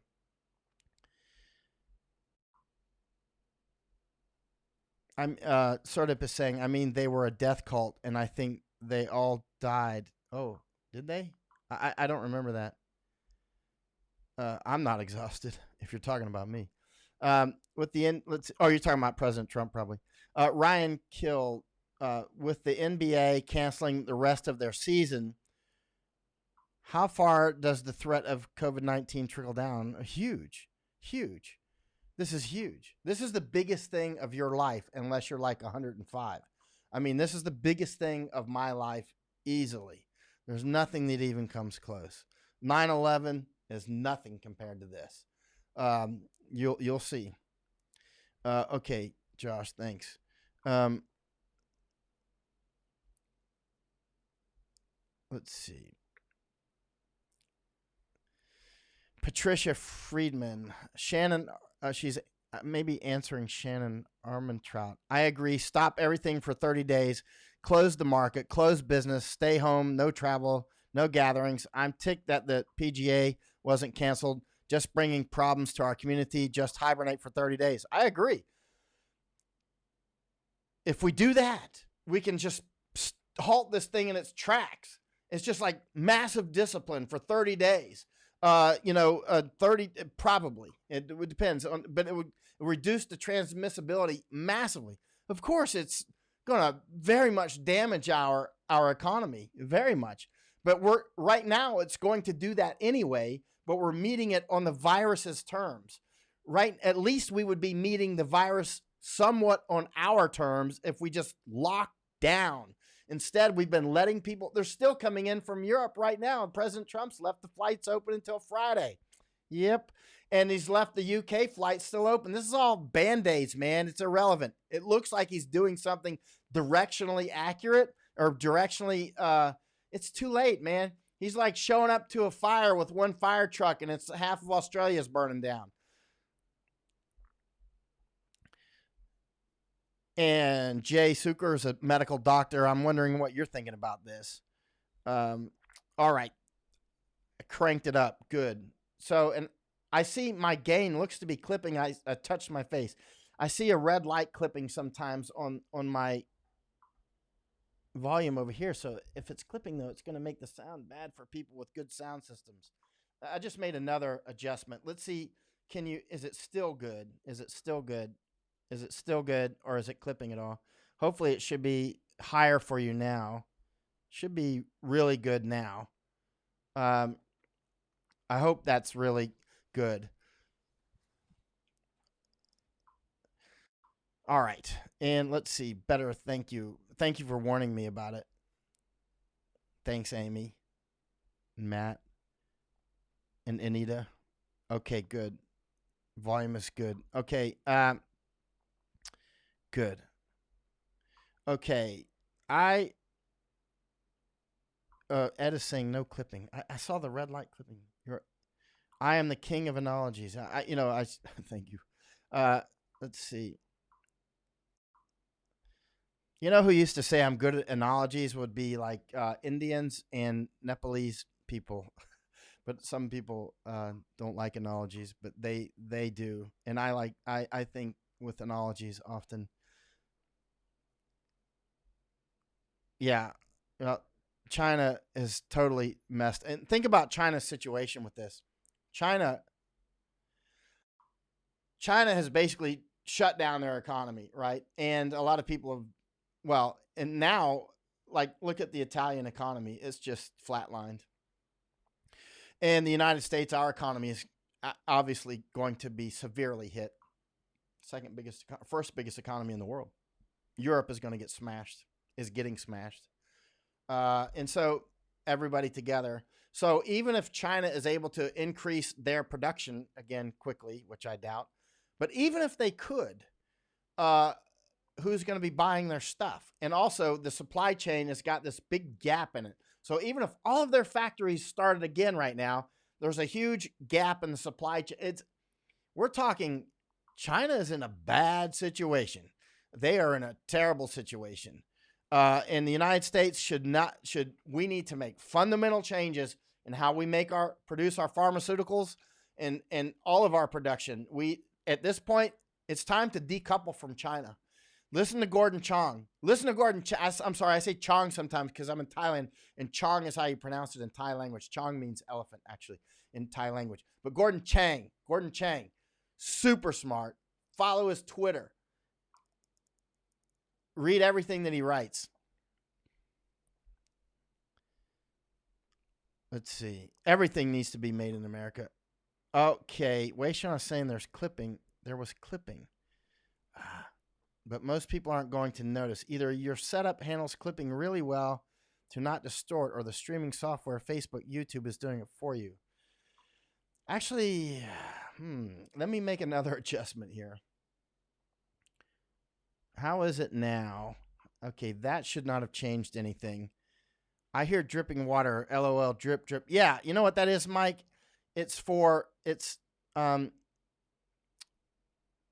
Maybe you won't hear it now. It's when people post comments. Maybe I've just knocked that off. I'm glad you said that. Either way, let's see. Sharon Valentine is saying, either way, they have totally screwed the testing in all different ways, or Trump doesn't want us tested. Yeah. I think Trump does not want us tested, but that's not going to do any good. I'm not going to read his mind. I can't read anybody's mind. It's funny when people try to read my mind. I'm like, I got a mind that you're going to have a very difficult time to read. And first of all, if you can't read your own mind, you certainly can't read somebody else's. And most of us can't read our own minds. Our minds are very complex little universes. Okay. Is the U.S. Zerion is saying, is the U.S. going to clear out of all the CCP loving corporation in the country after this? Well, we should. We should. We need to. Melanie's asking, what is clipping? Clipping in audio is when I can shout right now and you'll hear what, like I see a red light just went on. If I shout, you should hear some distortion and it'll be like, my voice will be distorted. And so if it's a lot of clipping, then it'll become, you won't like it. You won't like the audio at all if it's clipping. And you can't recover clipping, by the way. You can't fix clipping. It's like the photography equivalent is overexposed. So if you're a photographer and you know what overexposed means, too much light, you can't undo it if it's too much light. Often you can fix it if it's too little light. Generally, you can fix it quite a lot, actually, especially with modern cameras. But if it's too much light, you can't fix it. It's the same way with too much sound. If it's too much sound, you can't fix it. Good. Yeah, Murray and Henderson says, I'm in Canada and our counties have to start working together. If you mean counties or countries, both. Good. Let's see here. If there's thank you, Alan. If there's, I really appreciate it. If there are questions that I should answer that can help somebody be prepared for this, like little things, like take vitamin D. Also, things like this. Sorry, I was looking at my security camera. Vitamin C, vitamin D, in addition to they actually really can help, is it makes us feel like we're doing something productive, which can relax us a little bit. And being relaxed helps our immune systems. And sleep. Make sure you get good sleep. Make sure you get really good sleep. I have a decibel app that I downloaded. Decibel app. You know what? Decibel is a sound unit of measurement, sound measurement, like horsepower, right? And I keep my decibel app on, and if it goes over, too much, then I see John Batchelor just tweeted about our interview. You should listen to John Batchelor's. I'll retweet it right now. So go to my Twitter and follow my Twitter, and you'll see that I just retweeted. And you should listen to John Batchelor show anyway, man. That's a great show. I've been listening to it for years. So when Gordon Chang came over to Hong Kong, I was with Matt Schlapp. You know Matt Schlapp that runs CPAC that was shaking President Trump's hand about a week ago, and they're like saying all these bad things. And I was like, I was with Matt Schlapp and Gordon Chang. We had breakfast, lunch, and dinner together. I took them to protest, this sort of thing. They're, great.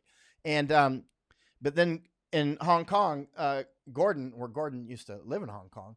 He used to work there. He's like, would you like to come on the John Batchelor show? And I was like, yes, of course. I couldn't believe he asked me that. I was honored. Yeah. So I've been coming on twice a week ever since I don't know, more than maybe 6 months. And so, I love John Batchelor show. And I was already listening to everything Gordon Chang was publishing anyway. So, what was the brand of my can opener? Aaron is saying it's a KitchenAid, right? KitchenAid. It's not here. It's back in my kitchen. I went through like it was 8 or 10 can openers, right? And I think I've still got 8 of them. And finally, there's such junk. They're all from China. I got this one that had really great reviews on Amazon. I think it's a KitchenAid, right? It's like $19.99, $20, right? $20. So I get this can opener, and it's like smooth as silk, like Thai air. It's like this bad boy, this KitchenAid can opener for $20, which is much cheaper than these other 8 or 10 that I bought that don't work, and all the frustration and broken cans, and I'm trying to open them with a screwdriver and smash them with a coconut and everything else. And the best can openers I have are the KitchenAid for like $20 and my P38 Army can opener. My P38 is just the cheapest one. The P38 can opener, man. We've had those since World War II, at least. When were they first invented? I think World War II, maybe for C rations or something. I used to keep one on my dog tag, right? I got a P-38 right here somewhere. I bought one for Eric, my partner and friend over in Hong Kong, partner out on the streets in the fighting all the time. And I have to give it to him at some point. Anyway, he didn't get his P-38. But P-38, cheap, like 50 cents, man. You can get the P-38s on Amazon too for like maybe a pack of like 10. And I think that's about $7. So that's like maybe 70 cents each. Yeah, I think it's KitchenAid, Melanie. Jennifer Hack. Are individual states and U.S. acting in concert with the virus threat, or does it differ depending on... well, I'm not in the United States right now. Thank you, Barbara. But my strong guess on having been around the United States quite a lot, I grew up in Florida, went to school in Florida, went to school twice in California, lived in Massachusetts a couple times, North Carolina a couple times, Georgia, oh Lord, Ohio, I've been all over America except for Alaska and one other state, right? And this is what I strongly, let's say I would bet $1 million on it, is that every state's got a mind of its own, which is the way our country is made, which is great on most things.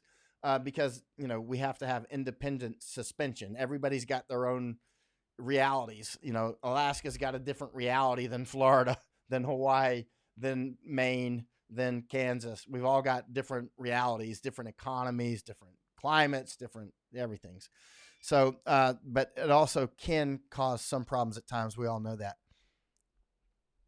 Joe Sucre said, I love my P-38 from 1984, man. The P-38 is great. Joe Sugar saying, I absolutely agree. He's a doctor, by the way, with vitamin C and vitamin D. These vitamins do help attenuate viral impact. That's from a medical doctor. So Jay Sucre there in the YouTube comments, he's a surgeon. I absolutely agree with vitamin C and D. These vitamins do help attenuate viral impact. I'm going to say it again. And I'm going to go walking in the sun soon. What time is it? It's 11:24 here. I want to go walk out in the sun when it's nice and hot. Vitamin C and vitamin D. Obviously, I don't make any money from these. I don't even know who makes them. But order them, use them, get out in the sun, get out in the sunshine, and sunshine makes you feel better anyway. I don't know why. I just feel like when I would take breaks from combat in Iraq or Afghanistan, I'd go out walk in the Himalaya, in the Himalayan mountains. I would walk up in hundreds of miles, man. Oh, wow. Matt Schlapp quarantined himself. Good man. I'm glad that Matt did that. Creds to Matt.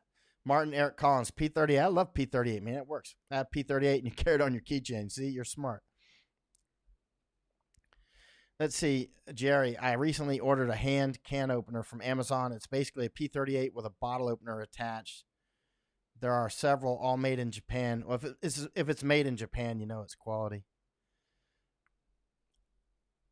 Let's see. Mike Morgan still has his P-38 from Vietnam, 1968. Mike, you were in Vietnam, right? Where were you at in Vietnam? Wait, you were a Marine, right? A lot of Marines probably got a P-38 floating around somewhere in their glove compartment or something. 4.75 for 5. I don't know what you're talking about, unless you mean sound. Yeah, because in Vietnam, Mike, y'all still had C rations. Actually, when I went to the Green Beret course at Fort Bragg, believe it or not, we still had C rations. We were eating the C rations that you guys didn't eat. And then we had LRPs, long range reconnaissance patrol. I liked LRPs. I really liked them. And they're really lightweight. You have to add water. And I like those. I thought those were much better for Green Beret type work than MREs or C rations because we always have to carry everything, man. Carry. And weight is a killer, right? Even a P-38, you're like, can I shave a little off of this P-38? You know what I mean? It's like, weight's a killer even when you're young and super strong and super hard. It's still the weight.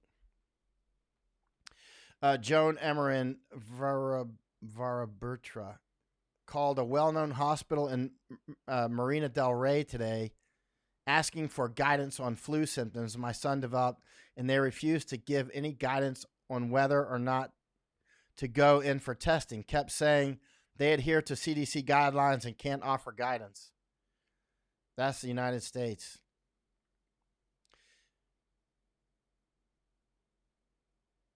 That makes me want to call some hospitals in the United States and ask from here and record the calls. Would that be legal? I don't know. If I'm within the United States, it's probably illegal. I don't know if it's legal if I'm calling from overseas. Sharon Valentine, New York is doing their own testing now. CDC tried to preclude that, remember? We have to go state by state. You know, the United States, one of our principal strengths is it's not our federal government. It's individuals like us that share information, that do things. If we wait for the CDC, we will never be wearing masks. The people that we won't be taking vitamin D if we wait for CDC. We won't be taking vitamin C if we wait for CDC. We won't be even testing each other. We'll just all be falling over dead. You know, it's like, it comes down to us. And when it comes to, the federal government's always trying to take state power away from it. And I'm going somewhere with this. I don't want to get into a big political fight right now. We'll do that some other time. But when we make states compete against each other on taxes and that sort of thing, like whether South Carolina gets the factory or it goes to some other place, that makes our whole country stronger. Because Americans, when we don't have competition, we're just lazy and we suck, right? But when we got competition, we're the best competitors in the world. America competes like crazy. When we compete with Russians for space, we go, next thing you know, we're out on the moon, right? And then as soon as the Russians can't do it anymore, we're like, okay, we quit. It's unbelievable. And so, we anything that can make the United States compete will make the United States better, which makes the world better, right? And so that's just one reason that we need to always encourage state rights. States should compete against states. That'll make our whole country stronger. It's like make all 50 people in the gym compete. Thanks, Ewan, for that audio clipping video. Dave White, why would the CCP care about this issue? Western minds think in terms of the COVID type situation will hurt things like quarterly dividends. I can't see the CCP, this is Chinese Communist Party, this is coming from Dave, not me, thinking in terms of given their other issues with their economy in Hong Kong. Traditionally, they are, well, CCP has a great interest in this now because as this virus rips through Europe and the United States and beyond, we are their market. I mean, where are they selling all this stuff? I mean, the domestic market for Chinese products is not that big. The bigger market for Chinese products is like United States. It's Europe. It's other countries. It's not China. So as our economies are inevitably badly damaged by this Xi's disease or by the China plague, it's like a double whammy on China, a triple whammy. One is, boom, it kills a lot of Chinese. And secondly, direct attack on their economy. And then as we get hit and we buy less of their stuff, that's another attack on their economy. And so, and then also people like Taiwan and they're just more and more emboldened to fight back, as is Hong Kong, right? I love Hong Kongers, man. Taiwanese are like my favorite people in the world. You ever been to Taiwan? If you haven't been to Taiwan, you need to get on an airplane and go, but not now. Wait until this is over. Yeah, Joanne, I think that can opener was a KitchenAid, and it's like $20. It's a great one. Look at the way it had like 7,000 reviews on it. If my memory's right, it was actually 7,000, right? 7,000 something, maybe 7,706 or something. I don't know. I don't know why I can remember numbers like that, but it was something like that. It was a lot of, Ed, that was for Eric. he doesn't need P-38s for sandwiches on the road. But and actually Hong Kong has been doing a very good job on their handling of this virus. But it's not because of the Hong Kong government, which is terrible. It's because of the Hong Kong people, who are incredible. They're like, I'll take a bunch of more Hong Kongers to America in a heartbeat. They will add something to the United States. Hello, Connie. Elliot. I hope everything's good. Let's see what pleading the fifth says. Are you a lawyer? Let's see. I'm in Kirkland in Washington State, the epicenter in the USA. My neighbor testified. You are a lawyer because you said testified positive instead of tested positive last week, and is saying she is free to leave her house tomorrow. This is not being handled right at all. No, it's not. It's not. And I just watched, I love watching Laura Ingraham. I've been on her show. I greatly respect her. And she was downplaying that, that why should President Trump get tested when he's asymptomatic?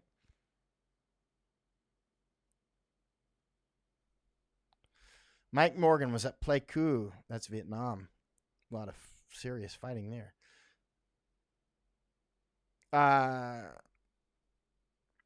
My friend Matthew Dill said, my friend told me it was 40 degrees centigrade in Yasatorn the other day.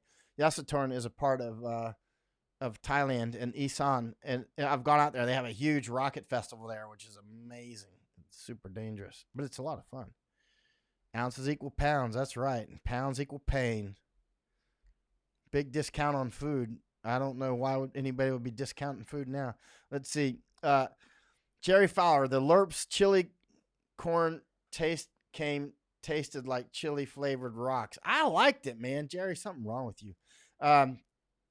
Jerry was Green Beret too. I don't know. Some Green Berets don't have good taste buds, and they just don't know anything about it. They don't have good taste in any stretch on any subject. I'll be careful because they might come knocking on my door. Let's see. I hope everything's going good in North Carolina. Healthcare workers screening patients at my hospital are not allowed to use N95 respirators until after a patient has tested positive. It's insanity.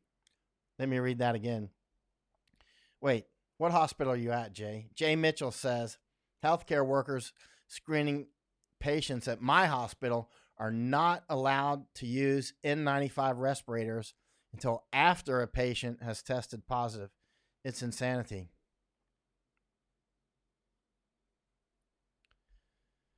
I actually, when I get off this line and after I watch President Trump's whole speech and maybe do a little more research, I'm going to take a walk in the sun and I'm going to go see if I can buy a mask and oxygen, actually, just in case anybody I know gets really badly ill and we can't get into the hospital. At least we can have oxygen.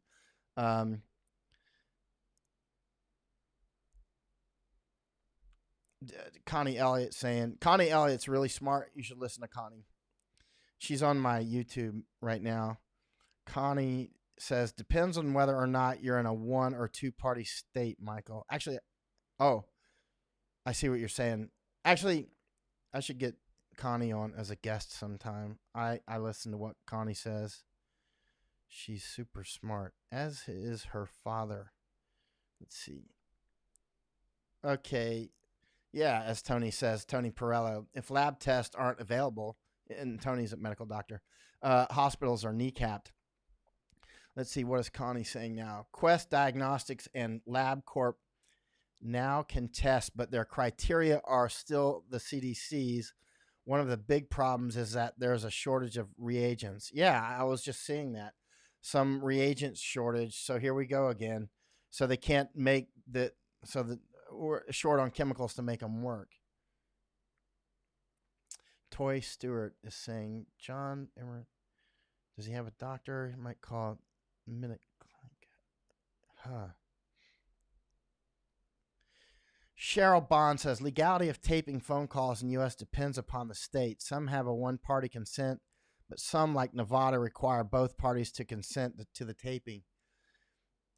Yeah, but I have to be careful with that because I'd be international, and then because there's also federal laws, and also I don't know. This is lawyer stuff. And sorry, I was checking security. And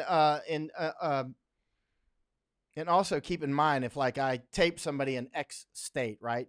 And let's say it's 1 year from now and I'm in X state and somebody's like, hey, there he is. He played our voice on on the internet, and then I get arrested in X state for a felony. I don't know. This is why you have to check with attorneys on these things or take your chances.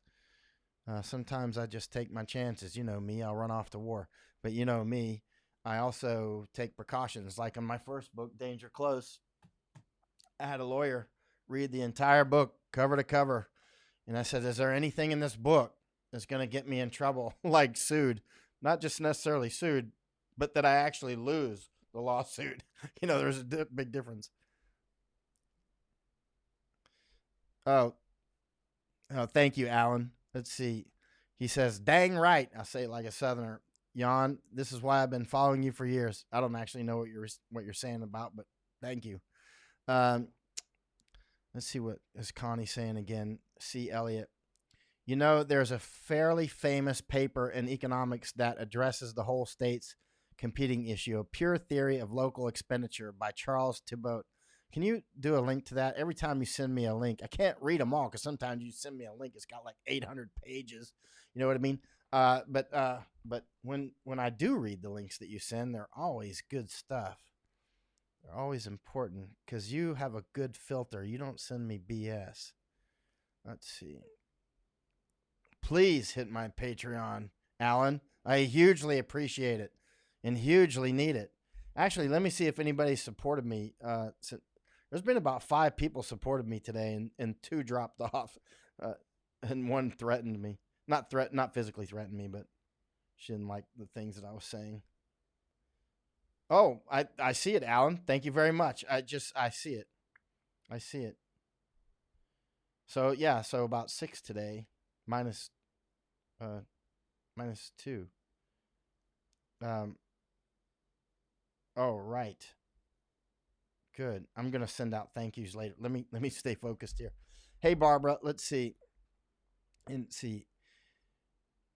Is the Princess Plague ship still full of passengers waiting to get off? Actually, there was news about that today, and I don't know.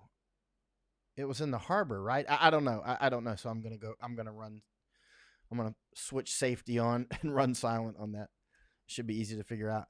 Jerry saying, I had sea rations in the Marines in the 60s and again the same ones in the 80s, while in the reserves also had LERPs and MREs. Sea rations tasted the best, but were harder to pack and carry. And yeah, sea rations were by far the best. I love sea rations. It's just, of course, half the time I was eating sea rations, I was starving to death because I was in Green Beret training, man. I was ready to eat tree bark, man. Not just any kind of tree bark. I was ready to eat pine tree. You know what I mean? I was really hungry. But sea rations were good anyway. And then after that, I like LERPs. But I like MREs too. But the problem with sea rations, like you said, they're too heavy and they're hard to pack because they're cans. Ryan Kill saying $1.68 for gas in Norman, Oklahoma today. Is that good or bad? I think gas should be a low price right now because Saudi Arabia and Russia are doing their thing. And that actually, that's another thing I want to look into when I get offline here is what's happening with the Saudis and the Russians on the fuel prices. They seem to be attacking our fracking, and that is a strategic attack on our economy if it is.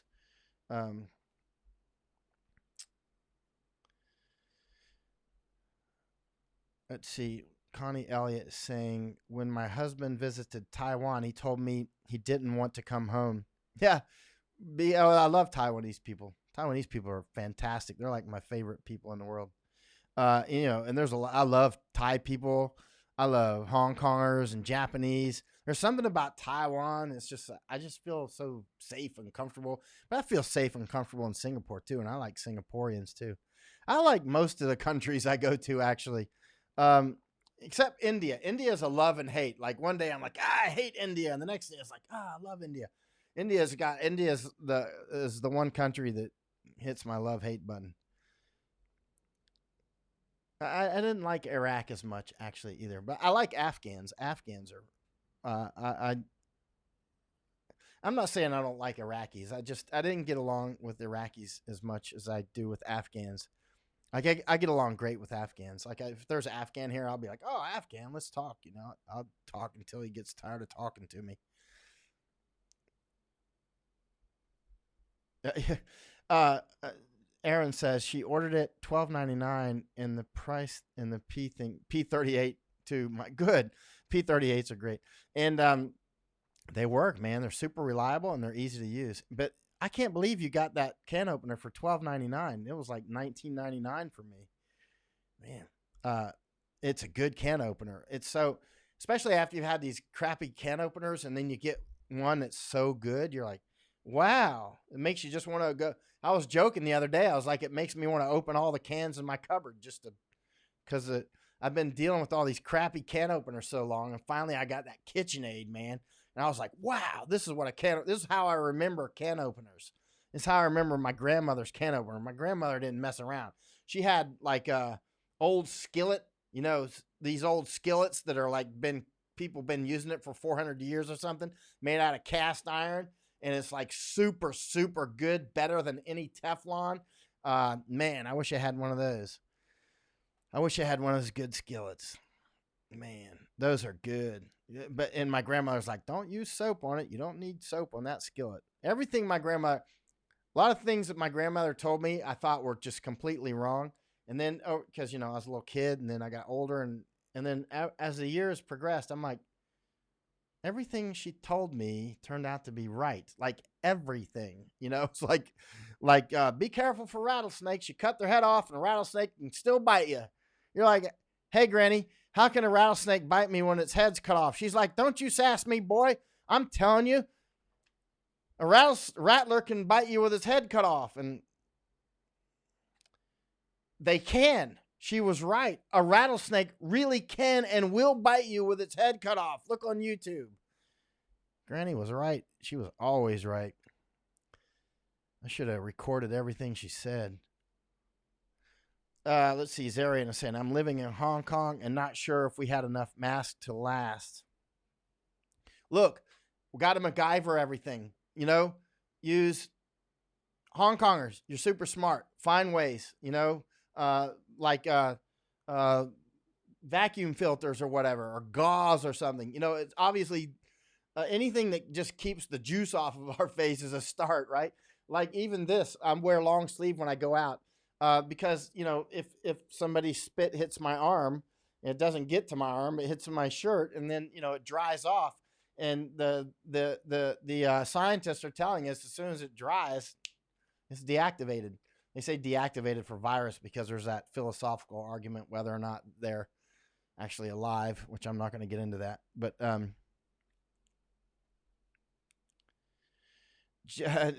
Connie's saying her dad just ate on her dad was in Vietnam and he's super smart, man. Her dad is actually yeah. Let's see. Actually, yeah, your dad, Sir Dip is saying Tabasco sauce. I didn't like Tabasco sauce till I got in Special Forces, and all these guys were always using Tabasco sauce. I'm like, what's all that freaking crazy stuff? You're bringing out a whole bottle, man. It's so heavy.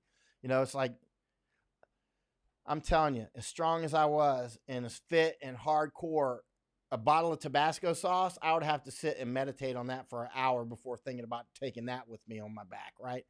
And you're talking about me, who walked 40 miles carrying 50 pounds in hilly terrain in 15 hours and 3 minutes. 50 pounds, 40 miles, and 15 hours and 3 minutes in hilly terrain. And it was raining and snowing. It was bad weather.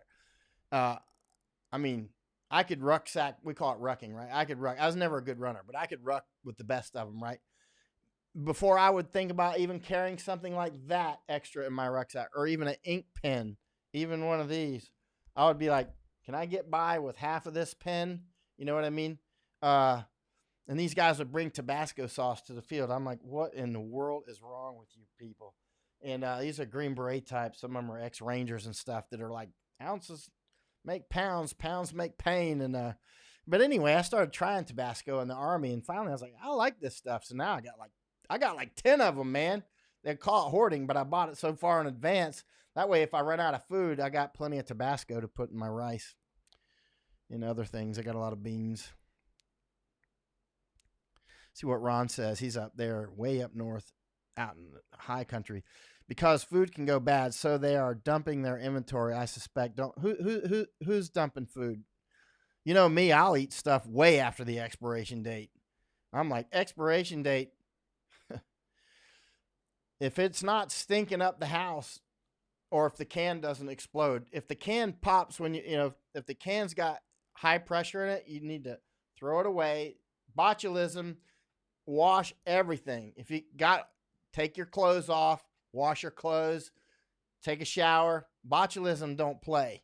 Botulism will knock you down, man. You might as well be throwing anthrax around or something. Don't be messing around with botulism. So if your can pops when you open it and something squirts out, whoo, that bad boy goes out of the house and everything around it gets sanitized. First, take your clothes off, go take a shower, and then sanitize everything. Don't play and keep the kids away from it. Botulism don't play. Ron says UVC should work, or just set. Yeah, I mean, use this.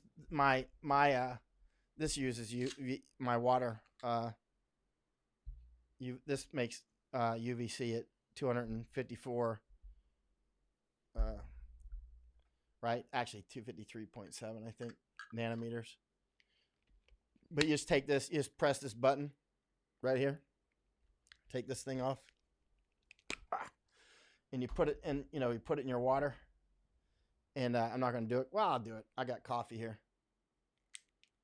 I'll hit it twice because that's for half liter. And watch. When I put it in there, it'll hit the sensors and it'll activate. Well, you can't see it because I can see it. You can't see it very well because the coffee's in there.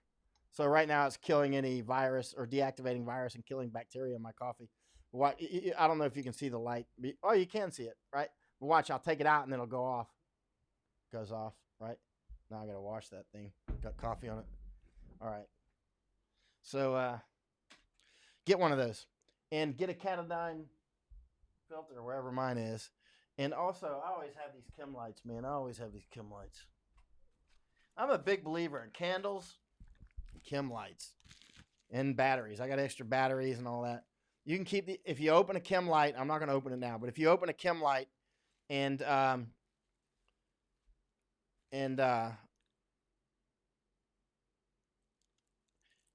you don't use it all the way, go throw it in the freezer. And it'll keep some of its charge. It's like say you open it up and it's good for 5 or 6 hours or whatever, and you didn't use it long enough, or you didn't use it all. Don't leave it out and let it die. Go throw it in the freezer, and you'll see what I mean. So you can save some of it. One of my friends, he was in Delta Force. He said one night they were out at they were doing some parachute training, drop zone, and he was popping Chem lights, right? Popping Chem lights they were going to mark the DZ, the drop zone, right? And he said, and he didn't, for whatever reason, he had what we call a brain fart, right? And he was pulling out the Chem lights. He didn't realize they were IR Chem lights, infrared, right? Because we have infrared Chem lights used quite a lot. And so he was pulling them out. And he's like, hey, it doesn't work. And he was throwing it down, threw it on the ground. He's like, what the heck, man? Didn't work. Threw it on the ground.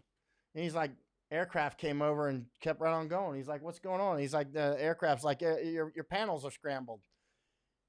And what panels? Or your Chem lights? It's like, they didn't realize it. Even Delta guys. Let's see. All right. Okay, let's see. We'll try to answer any questions. I've already said everything that's really important. We're just chit-chatting right now too. I love chit-chatting too. There's so many smart people that come on my pages and I learn a lot. Let's see.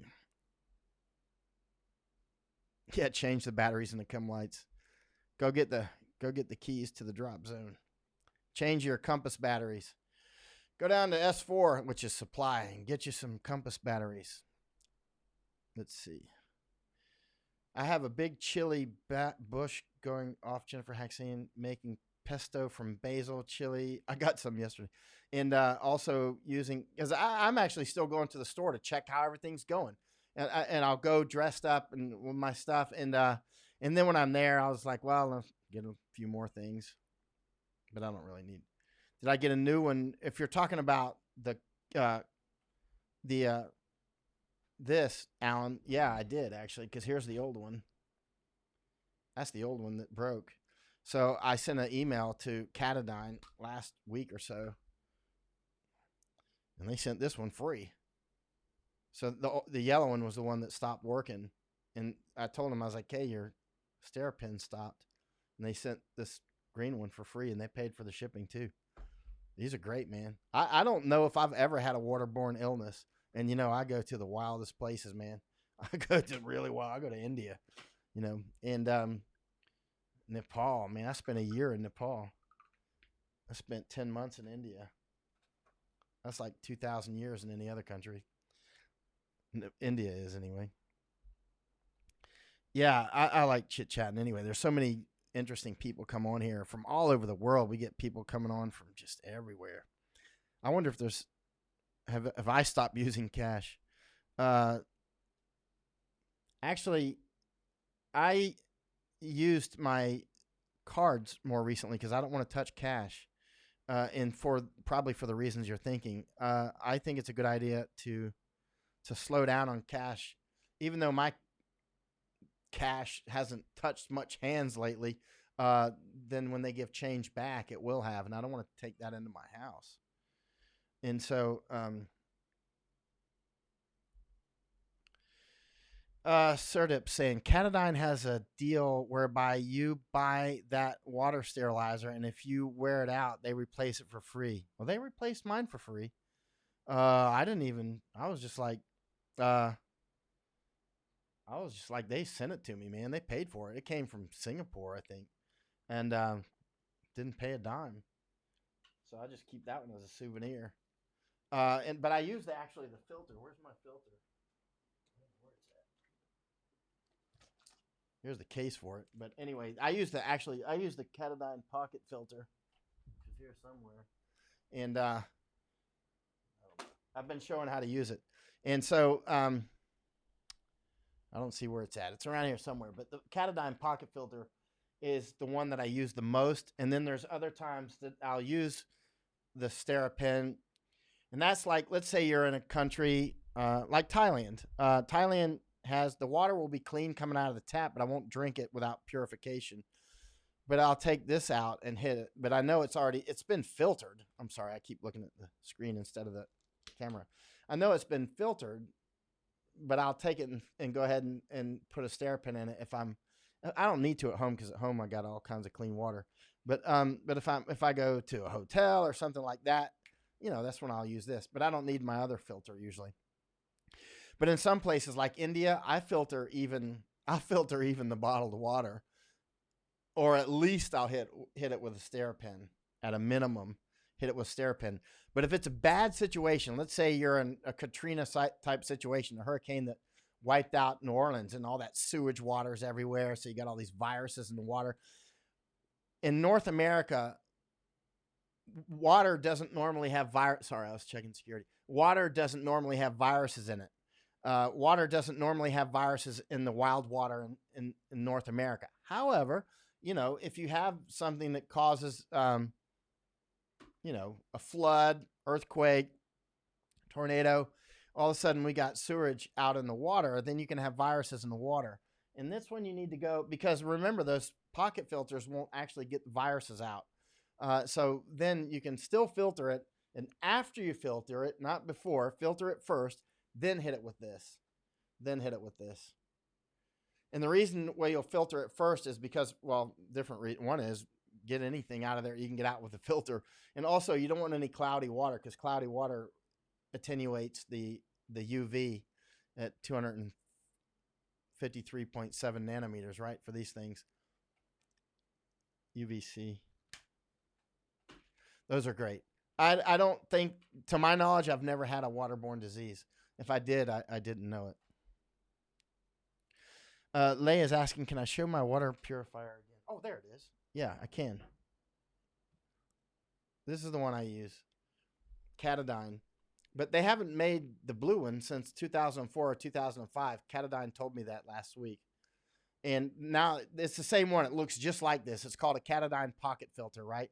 I love this bad boy. And I've been using it since about 2002, this one. You can see it says, you can't even read the writing on it anymore. I've worn it. I use this thing in India, Nepal. This thing has been up to Mount Everest twice. It's not been to the top of Mount Everest. It's been to the bottom. And it's been to Afghanistan, Nepal, Malaysia, Burma, Thailand, all over the United States. It's been everywhere, man. I've taken this thing to Italy, up to Milano, where the big plague is now. I've taken this thing dozens and dozens of countries, and I don't think I've ever had a waterborne illness. But actually, I sent a photo to Katadyn last week, and I asked him, because I found a number on this thing, and I asked him, I pulled, that's the plunger, right? I showed him this number. You can see it's like 2305 or something. I don't remember. I showed it to him last week. I don't know if you can read it. Anyway, it says 2305. And there's a number. Anyway, that means it was made in the 23rd week of 2301. It was made in the 23rd week of 2001. So I've had it since probably this thing was hot off the press approximately when I bought it. And I don't think I'll ever need a new one in my life. And that's the way I like to buy stuff, because, you know, cheap is expensive, expensive is cheap. Like I got those about 8 or 10 water filter can openers. Oh, save money on every one, and none of them work. So then I finally had to spend $20 on a KitchenAid, and now that one will probably last me forever. But on this, I hope I'll never have to replace it my whole life, right? It's expensive when you first get it, but if I never have to replace it and it always works, then is it expensive? One waterborne illness. And remember, if you need this after a hurricane or a tornado and you're sitting on a roof, you know, in New Orleans or something like that, or there's been a massive fire and everything's out and, you know, and you're on your own, that's the last time in the world you want your kids to get sick.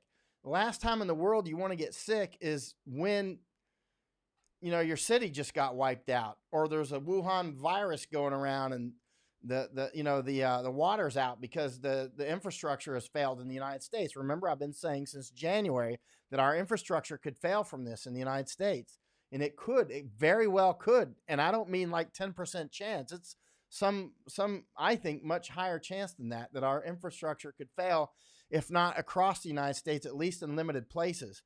So be prepared to be able to, you know, you can get these like on Amazon.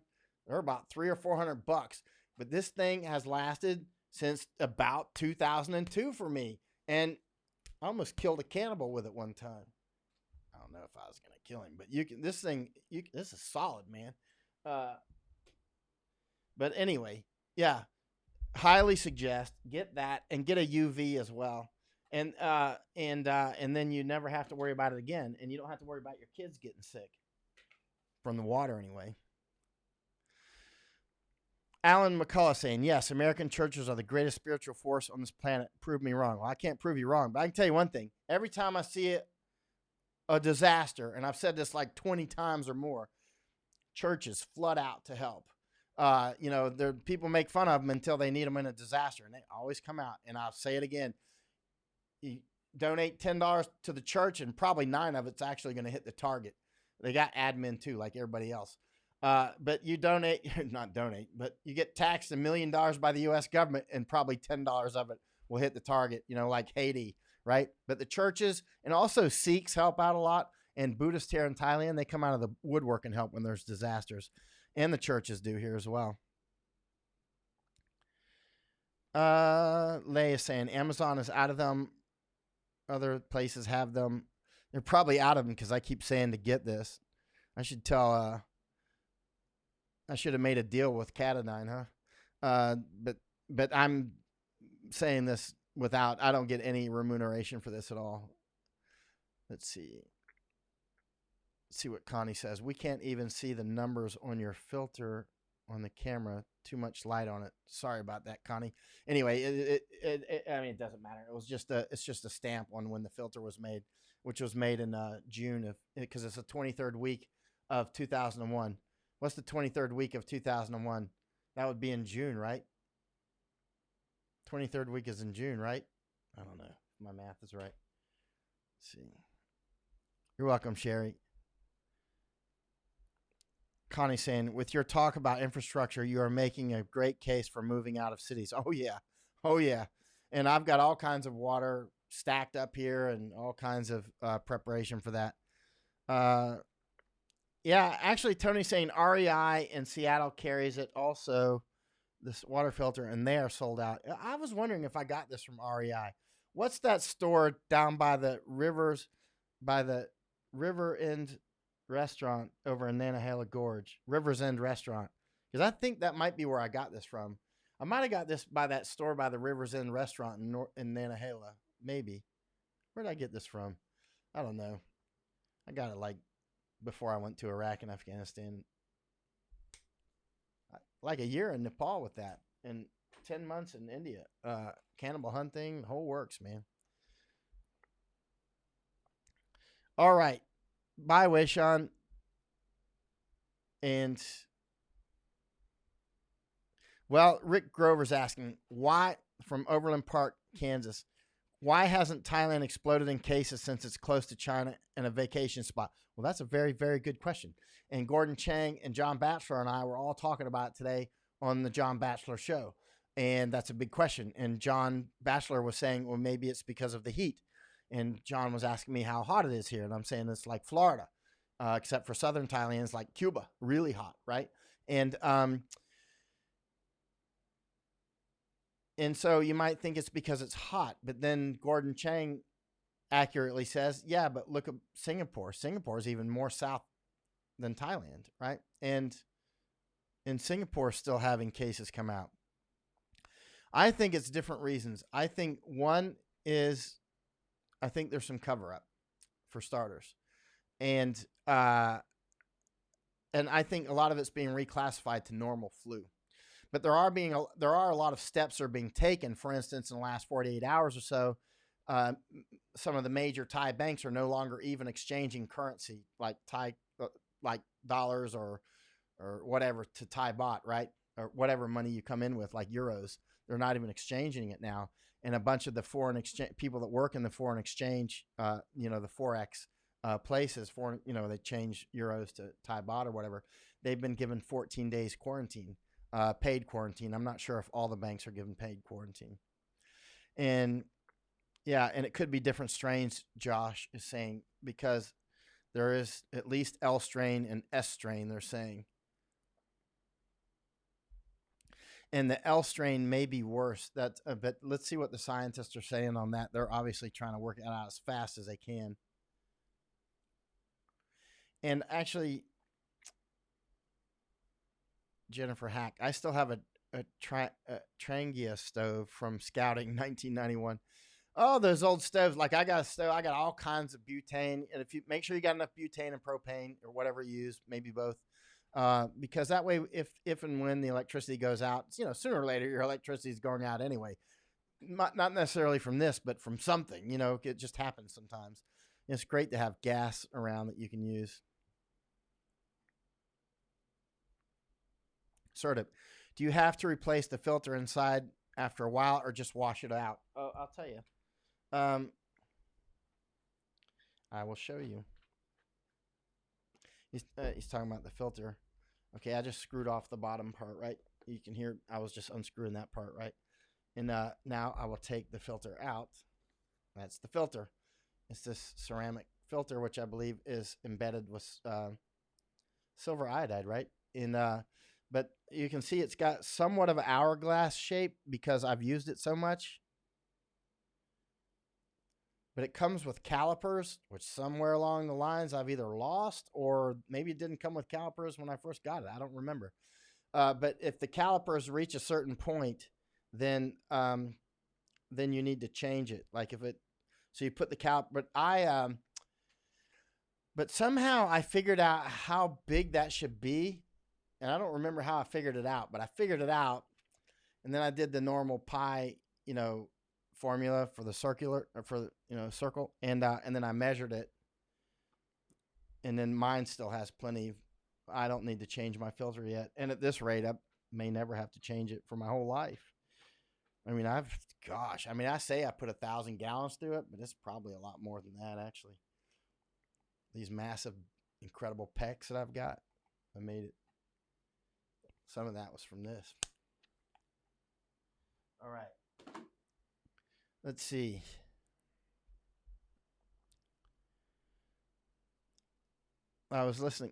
Rick Grover said, I was listening to Joe Rogan's show today. He had infectious disease expert on, and he stated this virus isn't seasonal based on SARS and MERS, which was in 100-degree temps. Yeah, if this is not seasonal, then it's going to go straight on through the summer.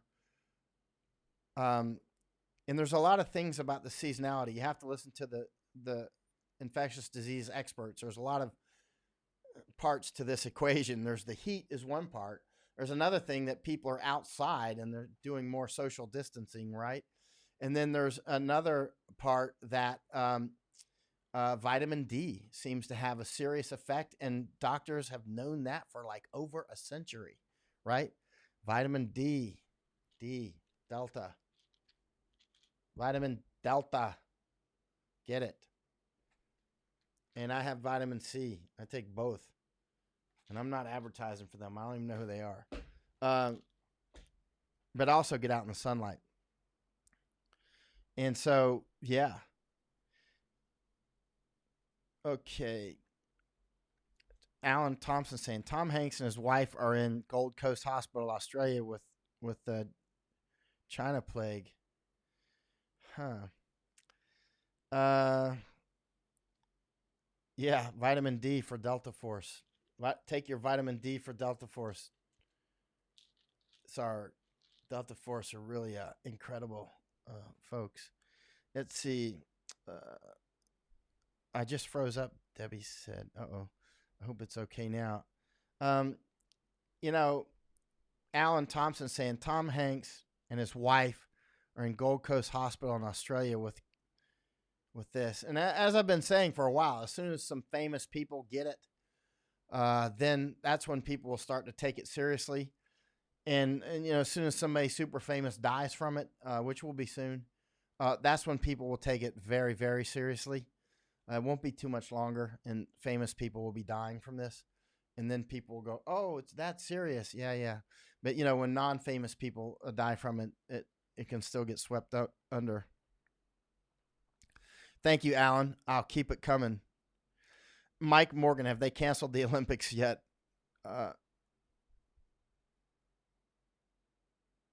Deb is saying, now you are wonky off and on, then stop. I don't know if it's coming off and on. Tell me, and I will stop.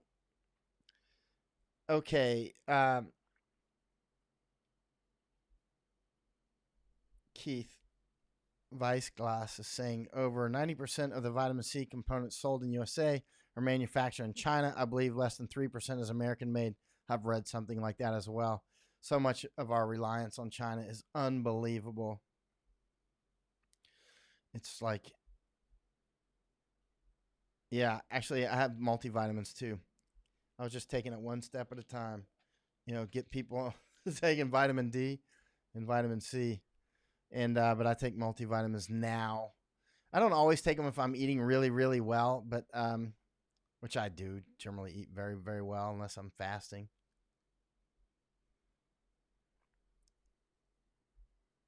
All right, let me shut off here. Barbara's saying it's not going off for her.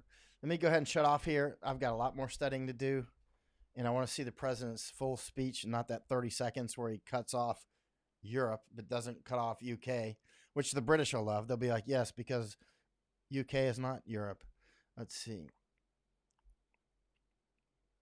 Yeah, actually, Ron is saying no vitamin C, make pine needle tea. Tons of vitamin C. I've done that actually. I did that when I was in the Army. Sometimes when we were out in field training exercises, I would make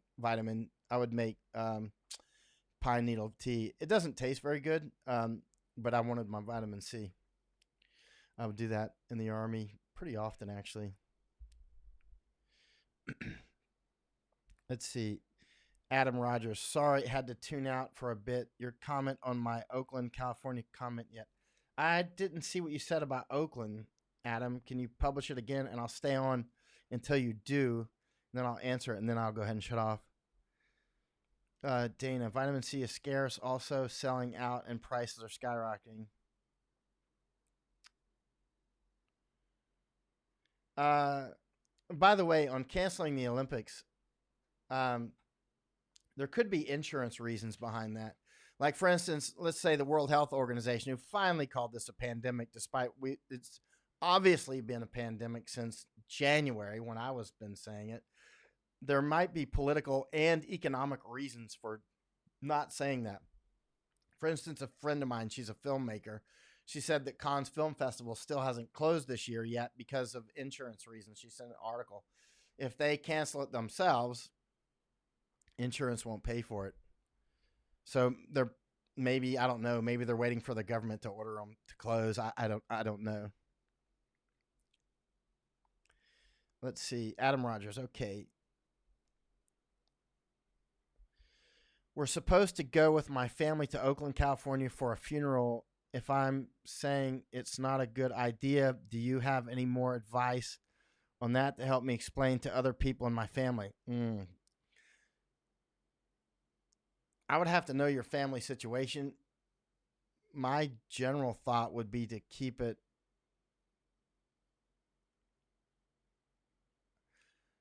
I don't know. I mean, that would depend on factors that only you know. Like the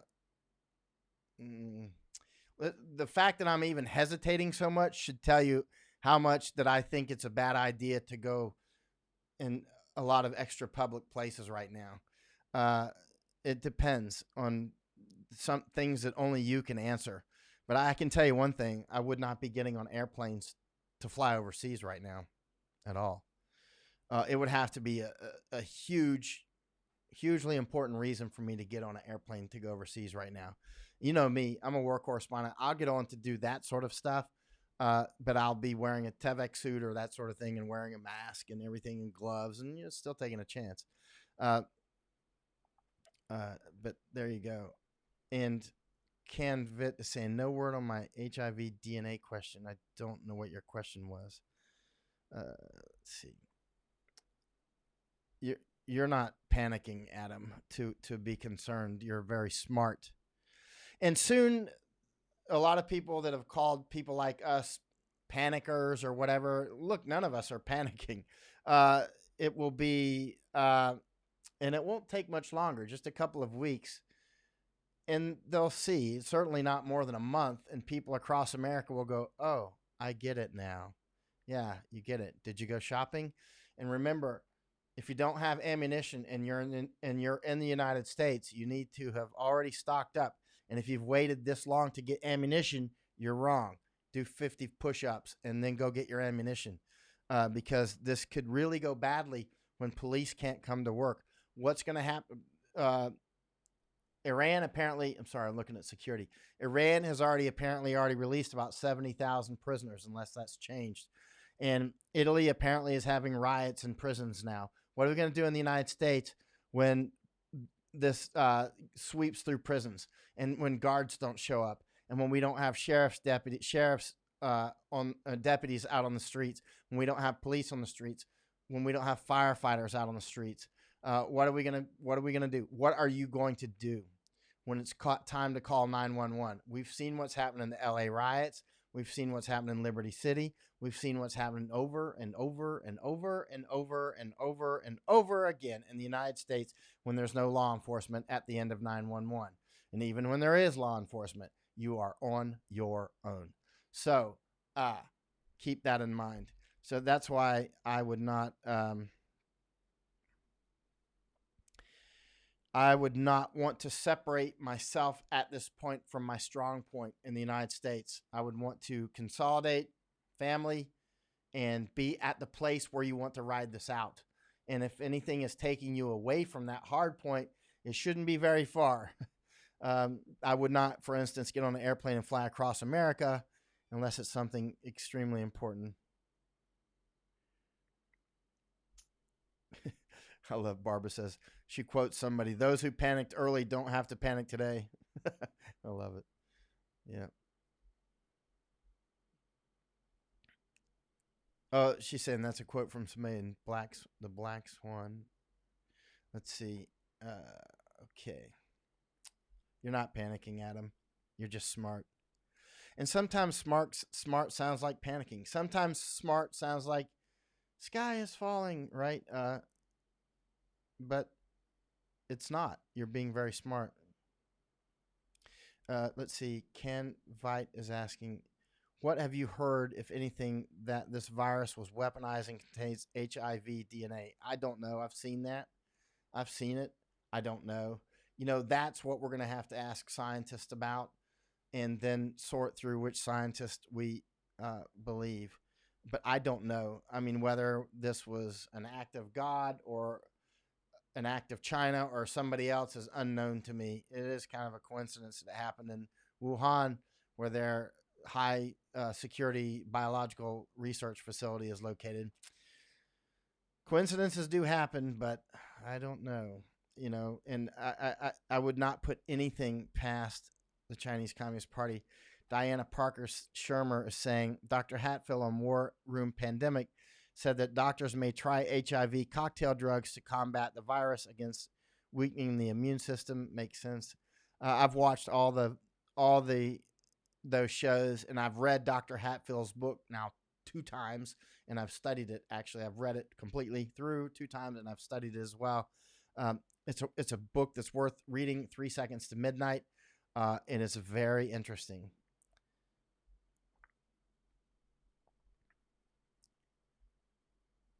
Let's see. Barbara Spalding says Vietnam has declared all 16 cases there have been cured. I'm going to guess that that's after all the top leadership and rich people in Vietnam have gone into hiding or out on islands in Vietnam or something, and that's just my guess. And they don't want their economy to collapse because this is going to be devastating for many economies. Aaron Carlton, Italy on complete lockdown until April 3rd at the least. Oh, yeah.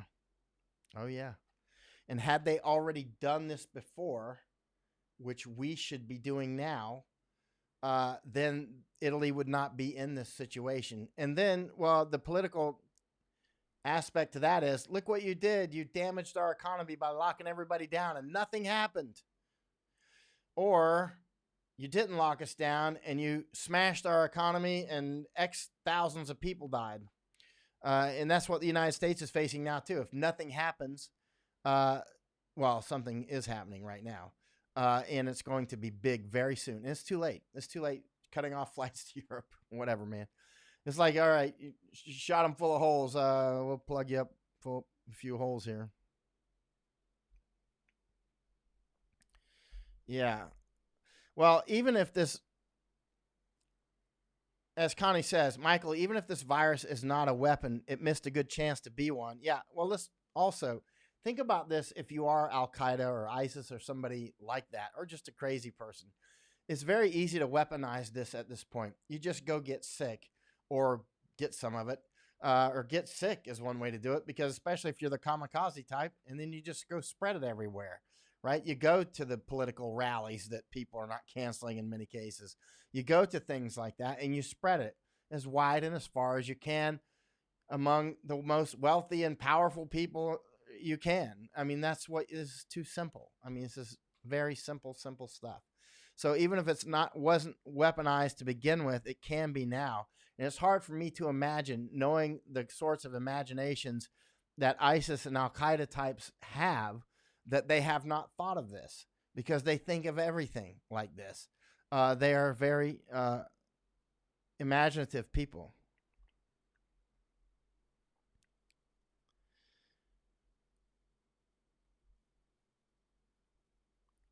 Do I have Clorox wipes to disinfect my head? Is my head shining that much? Let's see. The University of Minnesota canceled classes till at least April 1st here in Minnesota. Let's see. All right. Barbara Boyerson, he's 82 with bad lungs. I'm 73 with 25% chance of staph infection. We are all in total quarantine. You should definitely be quarantined. Definitely. There's obviously a lot of things, questions and things that I missed up above because it looks like many hundreds came in and many were coming in faster than I can read. And so I'm sorry if I missed any. I'm just going to randomly shoot up. And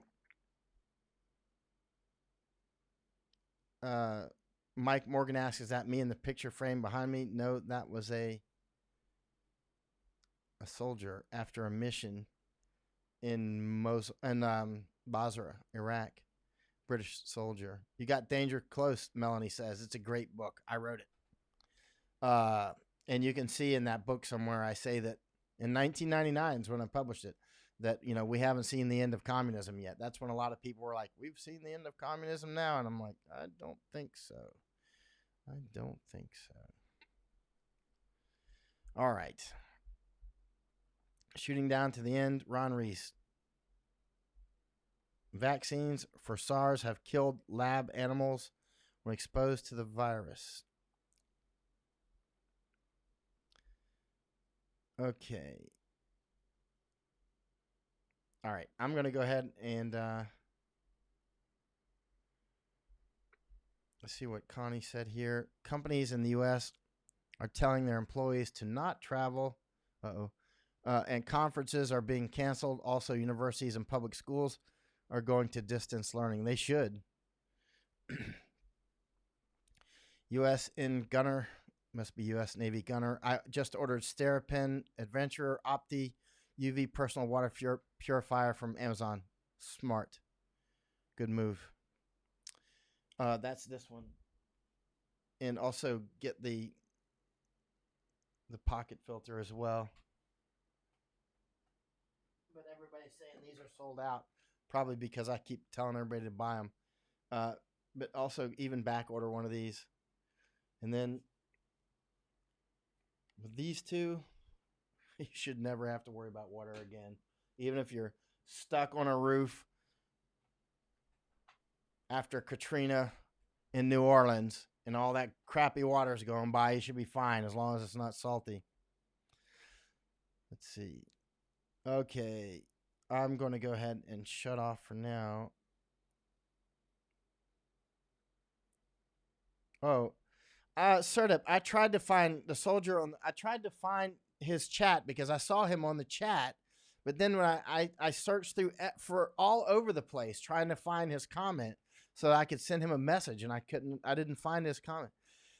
So I don't know where it was. If you happen to see it, could you PM me? If you happen to see it, I don't know where it's at. Maybe it's hidden from me or something.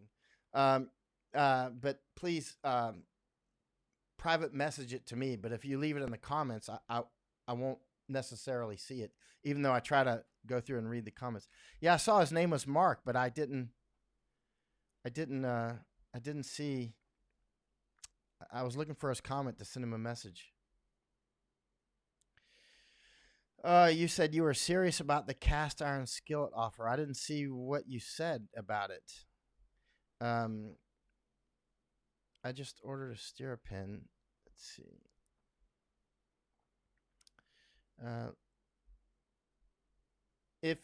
If you have anything you want to send me privately, send it to my email address. I'll say my email address a couple times.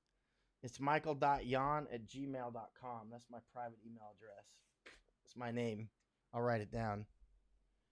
Michael.yon@gmail.com. I'll write it down. Michael, and I'll put it in front of the camera. And so if you want to send any messages to me privately, do it that way. Gmail. I wrote too big. There's my Gmail address. Right there. It's my name, michael.yon@gmail.com. So screenshot that. I'll leave it up for about 5 more seconds. And so if there's anything you want to tell me privately, do it that way. I would like to thank everybody who supported me with Patreon or PayPal or Venmo or my Japanese bank account, Mitsubishi Bank, Bank of America. Hugely need it. Hugely need it. Big time. And let's see. What is Carl saying? What have you heard, if anything, as far as weaponized? Let's see. Leia saying, I bought the UV thing too. I got a different brand of Katadyn pocket purifier, but stats seem similar. I'll get the other one when I get them more money. Just get one that's good for your situation too. I appreciate it. Yeah, thank you, Alan. And U.S. Gunner offered to send you some of his cast iron. Oh, I'll take one. I'll take one in a heartbeat. I need a cast iron. Actually, I was looking for a better pressure cooker too. Pressure cookers are important for, especially for saving fuel, right? Well, they're good for many things, but one is they're good for saving fuel, right? And so you don't want to burn all through all your propane or butane or whatever, or saving money electricity. Or if you're up at high altitude. When I was in Nepal, I was out with Maoists a lot, right? And not supporting them at all. But they were making pressure cooker bombs right out of the pressure cookers. And so then the government made it illegal for them to have pressure cookers up in the mountains, which made them even 10 times more angry because they need the pressure cookers to cook up at high altitudes. Oh, they were just so angry. Okay.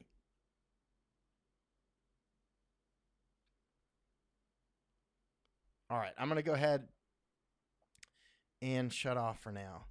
Thank you all for coming on, and I will almost certainly be back on sometime later tonight. I've got a lot of studying to do. I'm going to go watch the president's speech. Mike out. End broadcast.